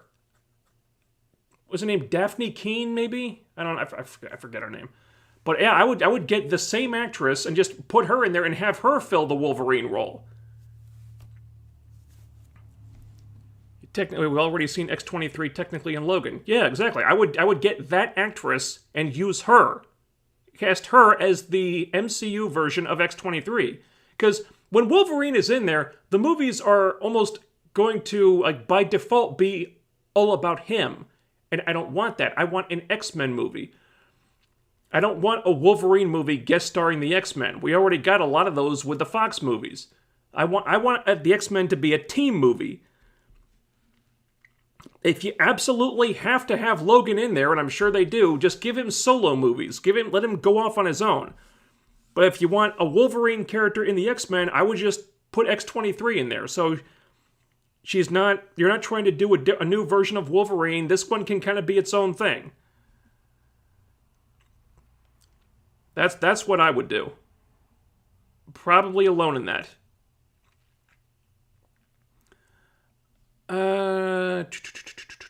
Would you consider doing comic book reviews as well someday? I would really appreciate it since I'm not very familiar with Marvel Comics, more of a DC girl. I did some videos about comics.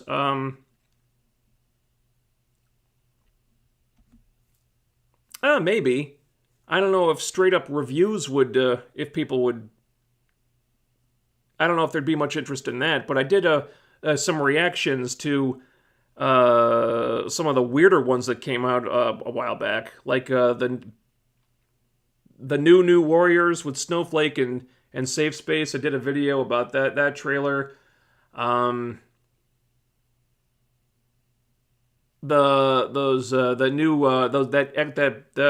series about the X-Men knockoffs. I did a video on that trailer. I mean, those videos actually did really well.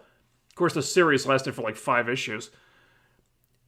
And then there was the Batman graphic novel where everybody got race bent. Like Batman was Chinese and Alfred was gay and Catwoman was Latina, and they were all in high school doing like a Gossip Girl thing. Yeah, I did 1 or 2 about those. Yeah, I'd consider it. I don't know if just ordinary reviews would get much interest, but maybe talking about comic book news, possibly. Yeah.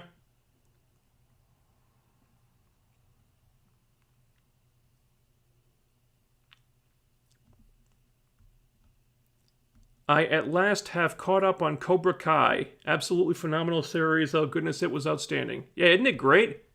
Yeah, Cobra Kai's awesome. Season 5's already in the can. Is season 4? Yeah, season 5. Yeah, the season 5 has already finished filming like several months ago. So, they're pretty far ahead. Yeah, her name was Daphne Keane, and from everything I've heard, she's an excellent actress. Oh yeah, she's great. She's also on that the His Dark Materials series on HBO. Not too sure about the series, that show. I watched season 1. Took me a while to get through it. I quit season 2 after like 2 episodes. So that season, that show, I can take or leave. She's a very good actress, though. I would absolutely cast her as X-23 again. You know, she was awesome in Logan. She was my favorite part of that movie.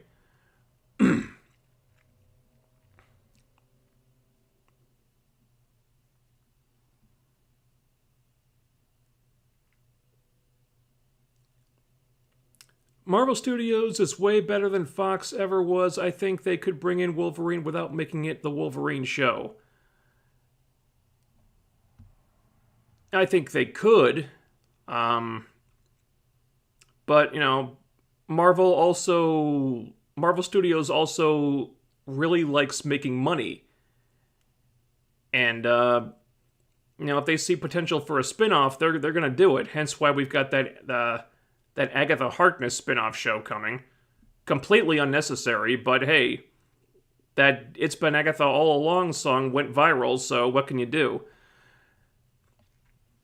So I don't know if I'd trust them to resist the temptation to make an X-Men movie all about Wolverine. That's why I'm saying, look, if you want to do Wolverine, just give him his own movie. Have him go off on his own, like fight Sabretooth or something in a solo movie. Let the X-Men be the X-Men.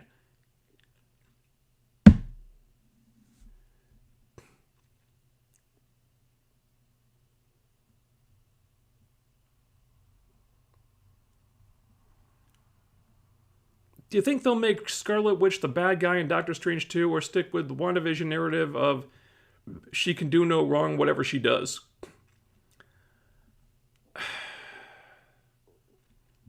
I don't know if bad guy is the right word for it. I think she's going to be like the big shit stirrer. Like something's making all this, like everything go crazy. And it does look like she's at the center of it. Now, whether she's doing it intentionally or just because, you know, she's lost her grip on reality, I don't know. You know, I think she's going to be the ultimate cause of a lot of that stuff. And I do think there's just a really juicy storyline in having her go full-on villain. I don't know if it'll be that case in Doctor Strange 2. What do you think of the rumor that Anya Taylor-Joy will play Black Cat? I hope Marvel will have more say in that than Sony, since I know Amy Pascal is nothing but trouble. Oh, I really hope not. Because, look, if... There's a bunch of ifs in there. Like, if Black Cat were to be used, I would want her to appear in the next Tom Holland Spider-Man movies, because he's getting a new trilogy. So I would want her to appear in those movies, not in the Sony Spider-Verse, because fuck the Sony Spider-Verse, it's complete shit. Now, if Black Cat were to appear in a movie with Tom Holland and be part of the MCU, I don't know if I'd want Anya Taylor-Joy playing her, mostly because I want Anya Taylor-Joy to play Emma Frost. Because I have two choices for Emma Frost, depending on the age range. I have Anya Taylor-Joy and Natalie Dormer. Those are my top two picks for Emma Frost. Now, I could see Anya Taylor-Joy playing Felicia Hardy, but I kind of have my heart set on Emma Frost for her. Now, if not Anya Taylor-Joy, I don't know who the hell else could play Felicia Hardy. Wow, I'd have to think about that one.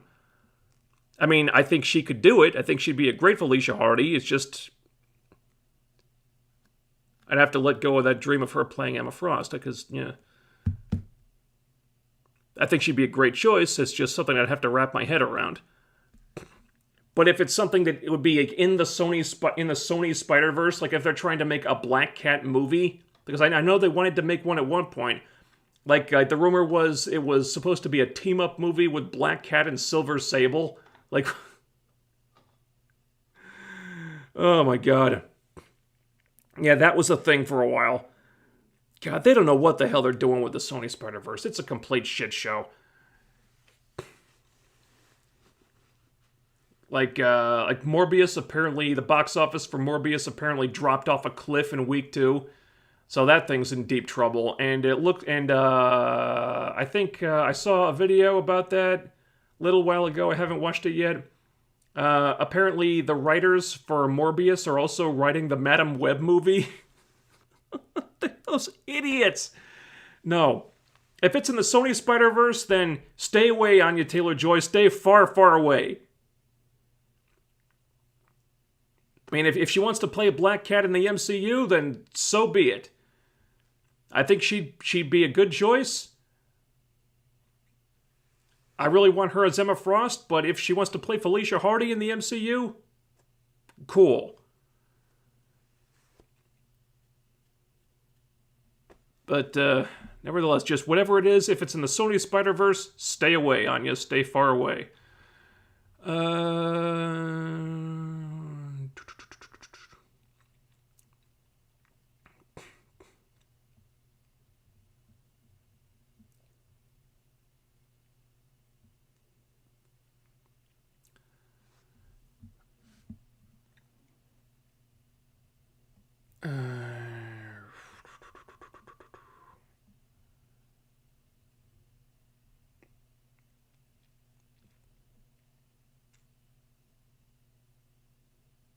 I've heard Anya Taylor-Joy is going to play the new Harley Quinn in the Joker style film.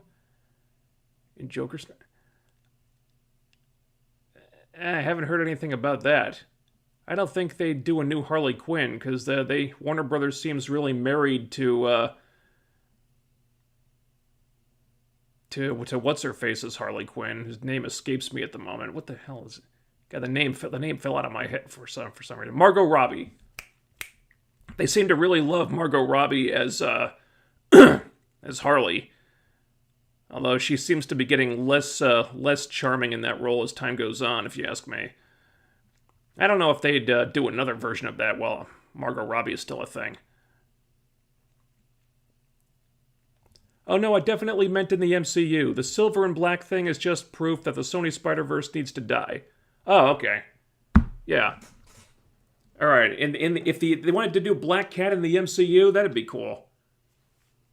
I don't see them cutting the cord with Zendaya. Because she's a very popular rising star, and she's only getting bigger. Also, because they basically confirmed that Zendaya's MJ is the MCU incarnation of Mary Jane. So I don't know how you get away from her after that. You know, I can't see them not bringing back Zendaya and her character. Now, whether that happens in the next movie or whether it happens right away, I don't know. I mean, I guess they could introduce Felicia Hardy in the meantime. But, I mean, it looks like they want to do the Black Costume Saga. I'm not sure how Felicia Hardy would fit in with that. I don't know. It seems like that next trilogy is going to be very busy. Not sure how Black Cat fits in there. Anne Hathaway as Felicia Hardy. I don't know.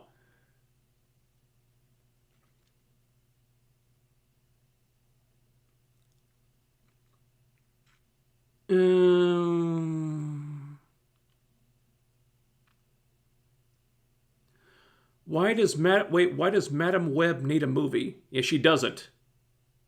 But Sony doesn't care. They're trying to just exploit the Spider-Man rights for everything they're worth.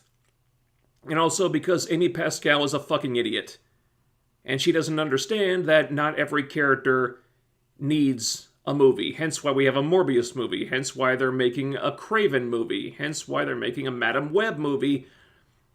Even though these are not lead characters. These are not characters that need or can carry their own fucking movie. Amy Pascal doesn't understand that. She just sees dollar signs. That's all the Spider-Man rights are to her.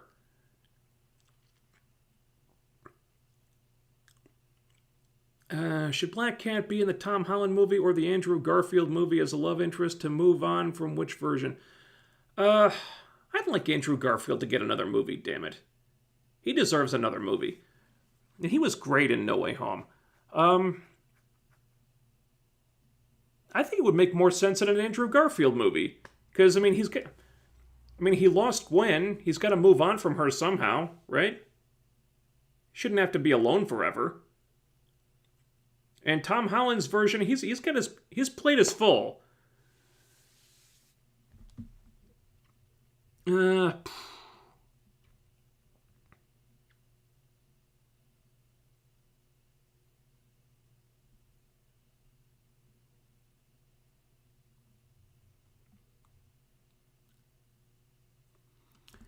Andrew Garfield's continuity already has Felicity Jones as Felicia Hardy. She just never donned the suit because the movie's dropped off a cliff. Well, I guess. I mean, they had a character played by Felicity Jones named Felicia. That was about it. And they never specified that she was Felicia Hardy, I guess.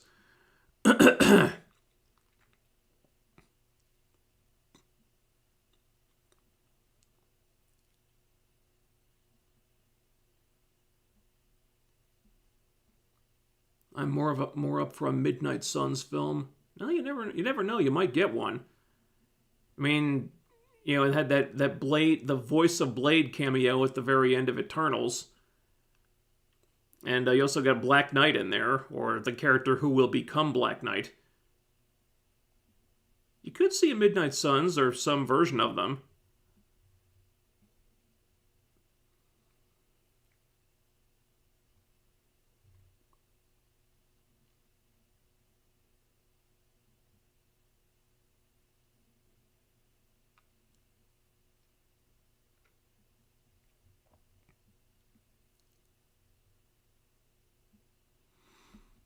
Spidey's relationship with the Black Cat was when he was in the black suit.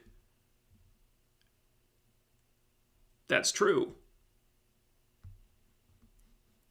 That's true. I just Yeah,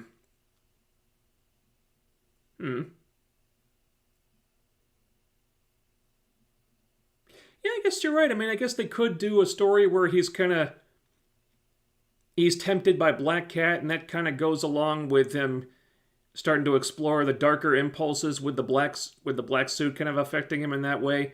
I'm not sure how you work that in when, I mean, you also got to do a story where MJ somehow gets her memories back, because I don't see her not getting her memories back. I'm just not sure. So how long is Zendaya going to be walking around with her memory wiped? How long is that going to be a thing? Because I can't see that being a thing for very long. Maybe for one movie, maybe I don't know. I mean, I guess they could do it. It's just, it feels like that movie's going to be very busy. Yeah, it makes more sense for Andrew to be with Felicia. Yeah, that's what I was thinking. Yeah.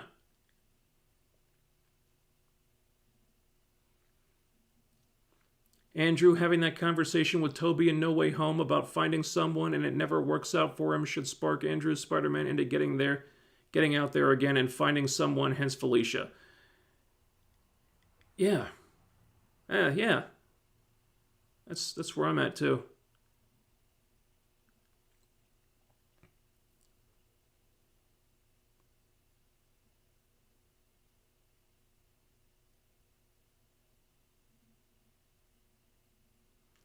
How can you still be streaming about this? You started too early before the new episode. No, I'm talking about episode 2. Episode 3 starts tonight. I'm doing it on Tuesday because that's the only day that works for my schedule right now.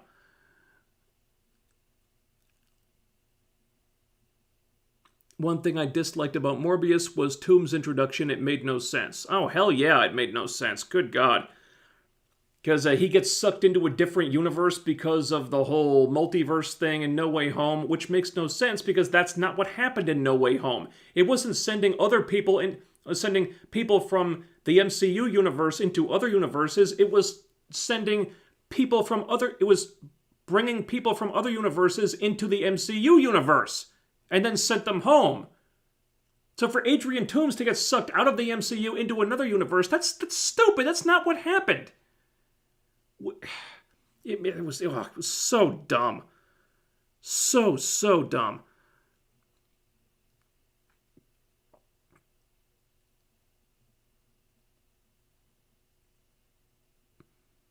Zendaya's MJ has that necklace on when Peter gave it to her from Far From Home at the end of No Way Home, so she'll probably remember from that or realize, yeah, possibly. I'm not sure if magic works that way, but you never know. Like I don't see them phasing out Zendaya. I don't see them. I mean, business wise, it would be kind of stupid because I mean she's too popular of a star to get rid of her.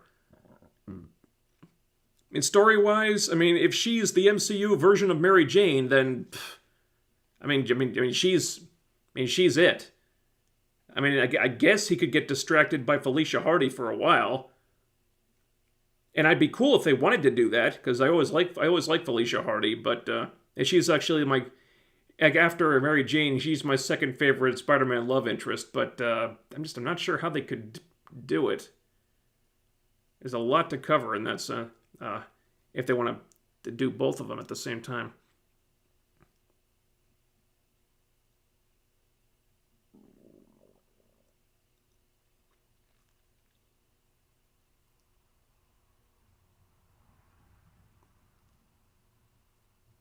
MJ comes and goes in the comics before she becomes Peter's main girl. Yeah, that's true.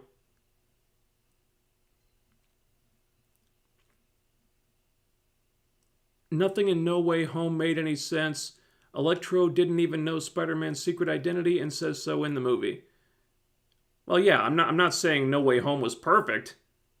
I'm not saying there were no plot holes in there, if there were. But there's no point in adding any more by sending Adrian Toomes into another universe for no reason.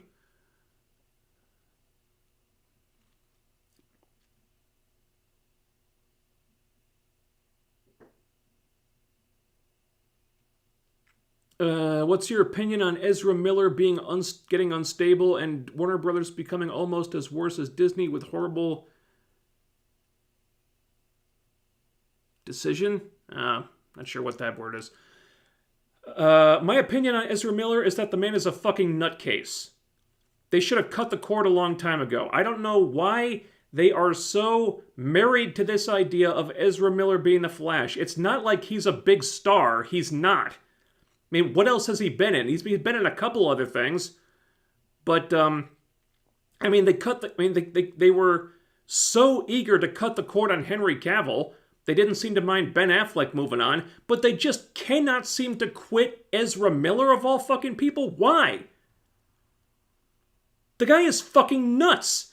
I mean, there was that video a couple years ago of him strangling some girl, and I mean, he just got into more trouble where he's making death threats on people he was staying with, or getting arrested for fighting with someone in a bar or something. I mean, this guy needs mental help. The guy is fucking sick.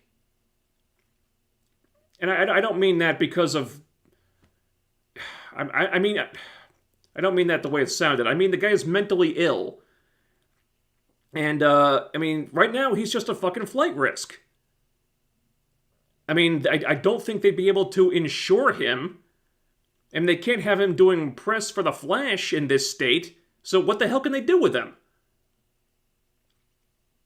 I mean, I guess they can't fire him, or they won't want to call attention to all the bad press while they need to be doing press for The Flash. So they're in a really bad situation here. My opinion, they should... Oh, Flash is already in the can. I don't know if they can do much about that. And Fantastic Beasts is coming out really soon.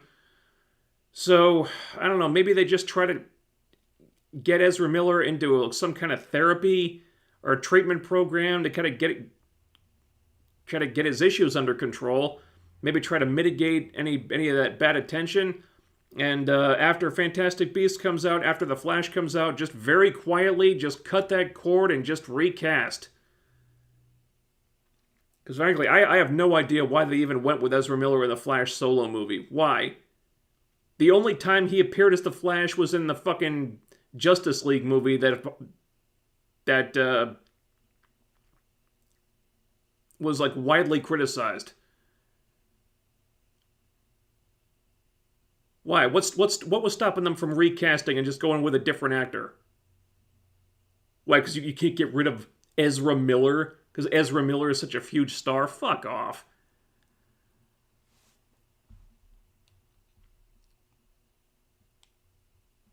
Never understood that situation.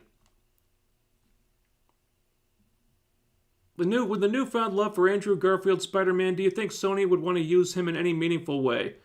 I don't know. I mean, I think the director of Morbius said that there is a Spider-Man that exists in that universe and we might meet him sooner or later. My guess is if that happens, it would probably be Andrew Garfield's Spider-Man. But do I think Sony would want to use him in a meaningful way? Probably not. I mean, they don't know their asses from their elbows over there. So my guess would be not. I would really like to see Andrew Garfield's Spider-Man again, though, in a good movie.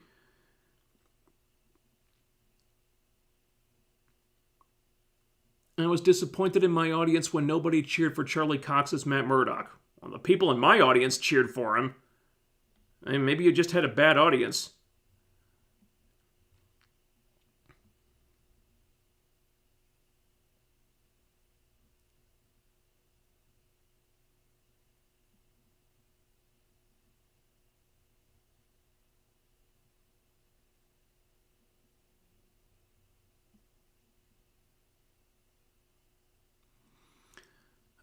We were promised a new trailer for Thor 4 Love and Thunder from Marvel Studios. Where is it? I don't know.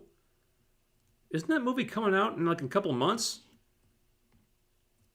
I'm kind of wondering where that is myself. I left the green screen up an extra day because I thought it would be coming out like a little while ago. It didn't happen.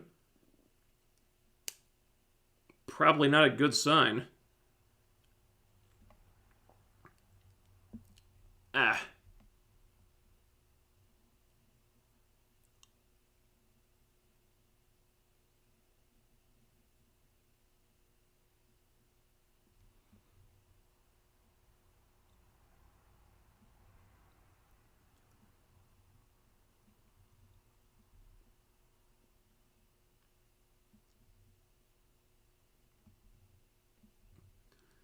How simple, just recast him with Grant Gustin? No, don't do that. Not with Grant Gustin. No offense to Grant Gustin, but the CW Flash sucks. It's horrible, and people are finally realizing that now. It took them way too long, I've been saying that show was crap since day one. The people are finally figuring it out. Why would you want to recast with an actor from a crap show? Just go with somebody new.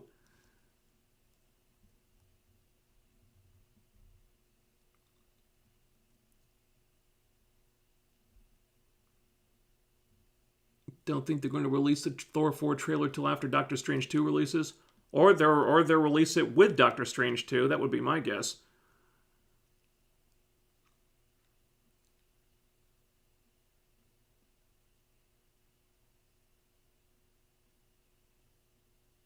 To be fair, Grant Gustin is a good actor. He's just in a bad show. Yeah, there you go.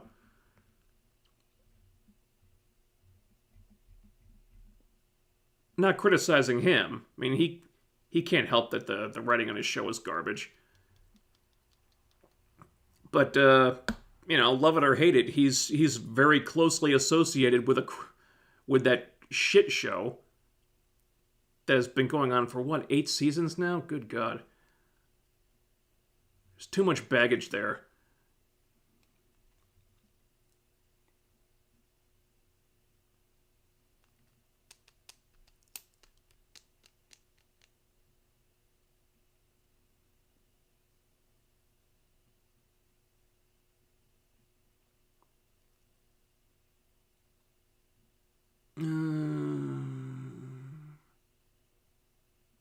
Lucas Till or Austin Butler would play a good new Flash. Yeah, Lucas Till, I think he's got the look for it. I saw that suggested somewhere else. I thought, yeah, he looks like a Barry Allen to me.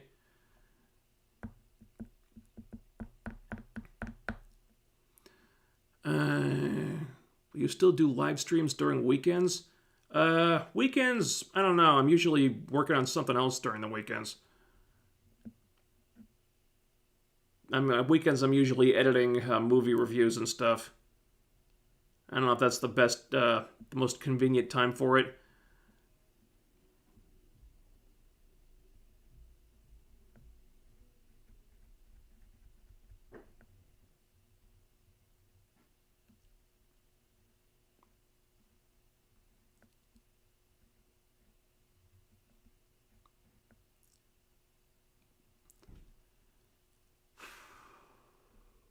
Let's see, is there anything else we need to go over here?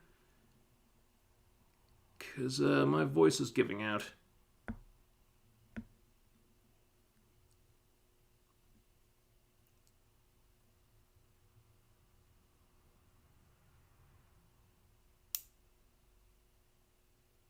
I want to see Anthony Starr, Homelander, playing the Reverse Flash. Oh boy.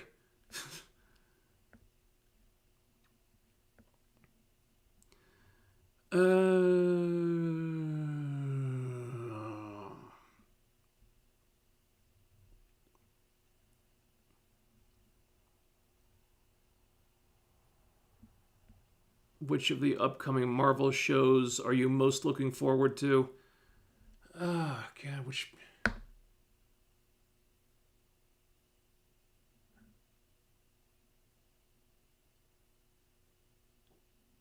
I don't know which ones are coming up right now. I mean, there's Ms. Marvel, which I'm not looking forward to. I think it'll be fun to review, but I'm not looking forward to watching it.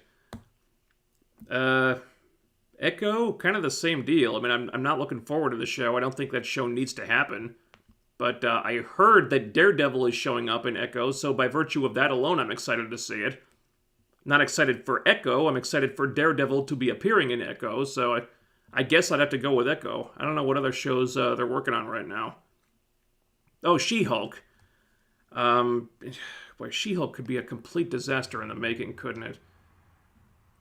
I mean, after Dana Schwartz made a complete ass of herself on social media. That was a while ago, though, so who knows how that show is doing. And we got that little teaser video that barely showed us anything. Haven't really seen anything about it since then, though.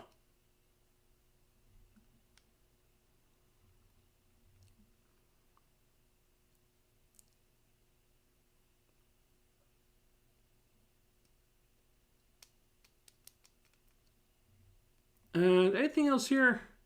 I think that's about it.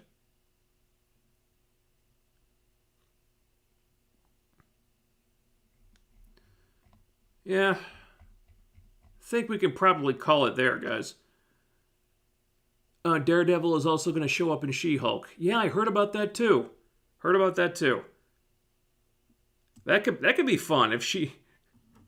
I heard a rumor that She-Hulk was that Jen Walters was going to hook up with Daredevil for a couple episodes,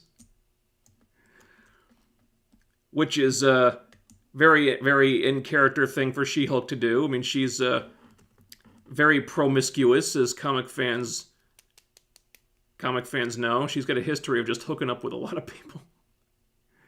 I don't know if she's ever hooked up with Daredevil in the comics, though. That could be interesting.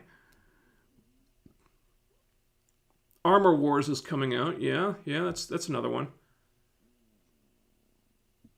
It's bizarre that's coming out after Tony dies.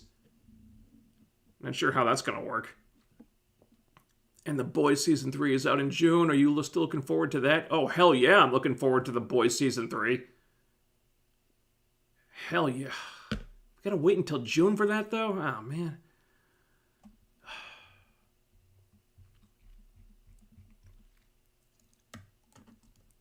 I'm really excited because, in the trailer, they've got Billy Butcher having powers now. Because, I guess he took Compound V, which does have a basis in the Boys comics. Because in the comics, all the boys took Compound V, and they all got powers. Of course, in the comics, they all got, like, super strength. That was just so they could sort of protect themselves against the supers. Because they're investigating the supers, they need to be able to, not get killed, like Huey's girlfriend. So they all get super strength in the comics. I guess in the show, Butcher is also going to have laser vision. I would expect Huey to also get also wind up with powers. I don't know about Mother's Milk or Frenchie. I don't know about them. But there was a clip in the trailer where Butcher vomits on Huey. So maybe that's how the Compound V gets into Huey's system. Because I don't see Huey not getting powers. I would expect that to happen. I'm excited to see how that plays out.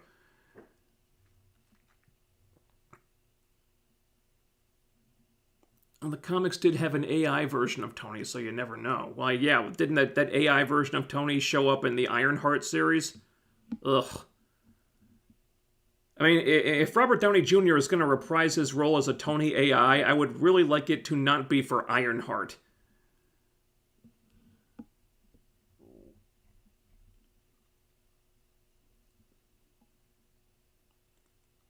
Alright. I think that's about it.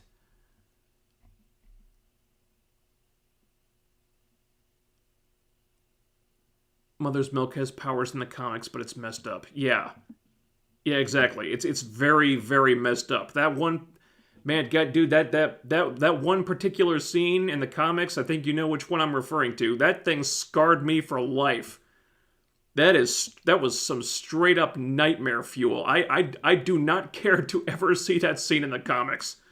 So maybe it's best if they just don't give Mother's Milk powers, because I don't want there to be any chance that they ever adapt that one scene that that scene I'm talking about. Oh God. Do you think Iron Fist will be in Moon Knight? No, I do not. I do not. How would the MCU do the Red Hulk in there? Since the actor died? Yeah, William Hurt died. So they won't be doing Red Hulk. You know what? I wouldn't want them to do Red Hulk. I'm sick of these derivative knockoff versions of characters. We need to get away from those. I mean, I gave them, I would make an exception for X-23, just because, I mean, she seems to be like a fairly popular derivative knockoff. But like I said, I would do X-23 in place of Wolverine. So I wouldn't even do Wolverine at all. If you need a Wolverine character, I would use X-23 and have her be the only Wolverine character. That was the one exception I would make. I don't need to see Red Hulk. Why? We've already got a Green Hulk. Why do we need another one? It's the same. I mean, they do that stupid shit in the comics where every character is going to have 50 different derivative knockoff versions. It's dumb. It's just some merchandising crap that they use to crank out more action figures. We don't need it in the movies. We don't need an MCU Red Hulk. We don't. We've got the Hulk. We've got She-Hulk coming up in the not too distant future, I guess. That's enough. We don't need a Red Hulk.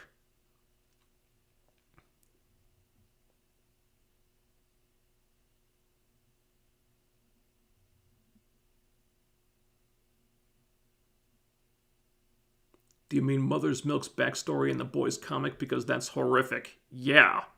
Yeah, it's fucking horrific. I don't need to see that in the show. I don't care to ever see that. I don't care to ever see that get adapted. Nightmare fuel for freaking weeks. Okay. Yeah, we can call it there, guys. Alright, thank you to everybody who super chatted tonight. Thank you to Yellow Lantern with a really big one. $20 super chat from Yellow Lantern. Thank you very much. Life of Nate, thank you for the $4.99. Virtual Fireball with a 99-cent super chat. Thank you. No questions or comments, but just wanted to leave a super chat. Thank you. Stephen Loomis with 2 super chats of $5 each. Thank you very much. Thank you to all everybody who showed up in the comments tonight.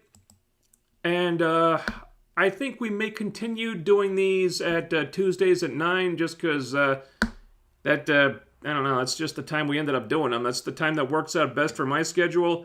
I'd like to do them earlier in the week, but this is the time that works. Sometimes on Thursday, Wednesdays don't really work because that's when Dynamite is on. Thursdays, new movies come out on Thursdays. Weekends, I'm working on the movie reviews usually. Tuesday is just the day that works best for me. I don't know if it's what works best for you. I'm sorry if it's a bad time for you, but the schedule is what it is. All right, so I'm going to get out of here.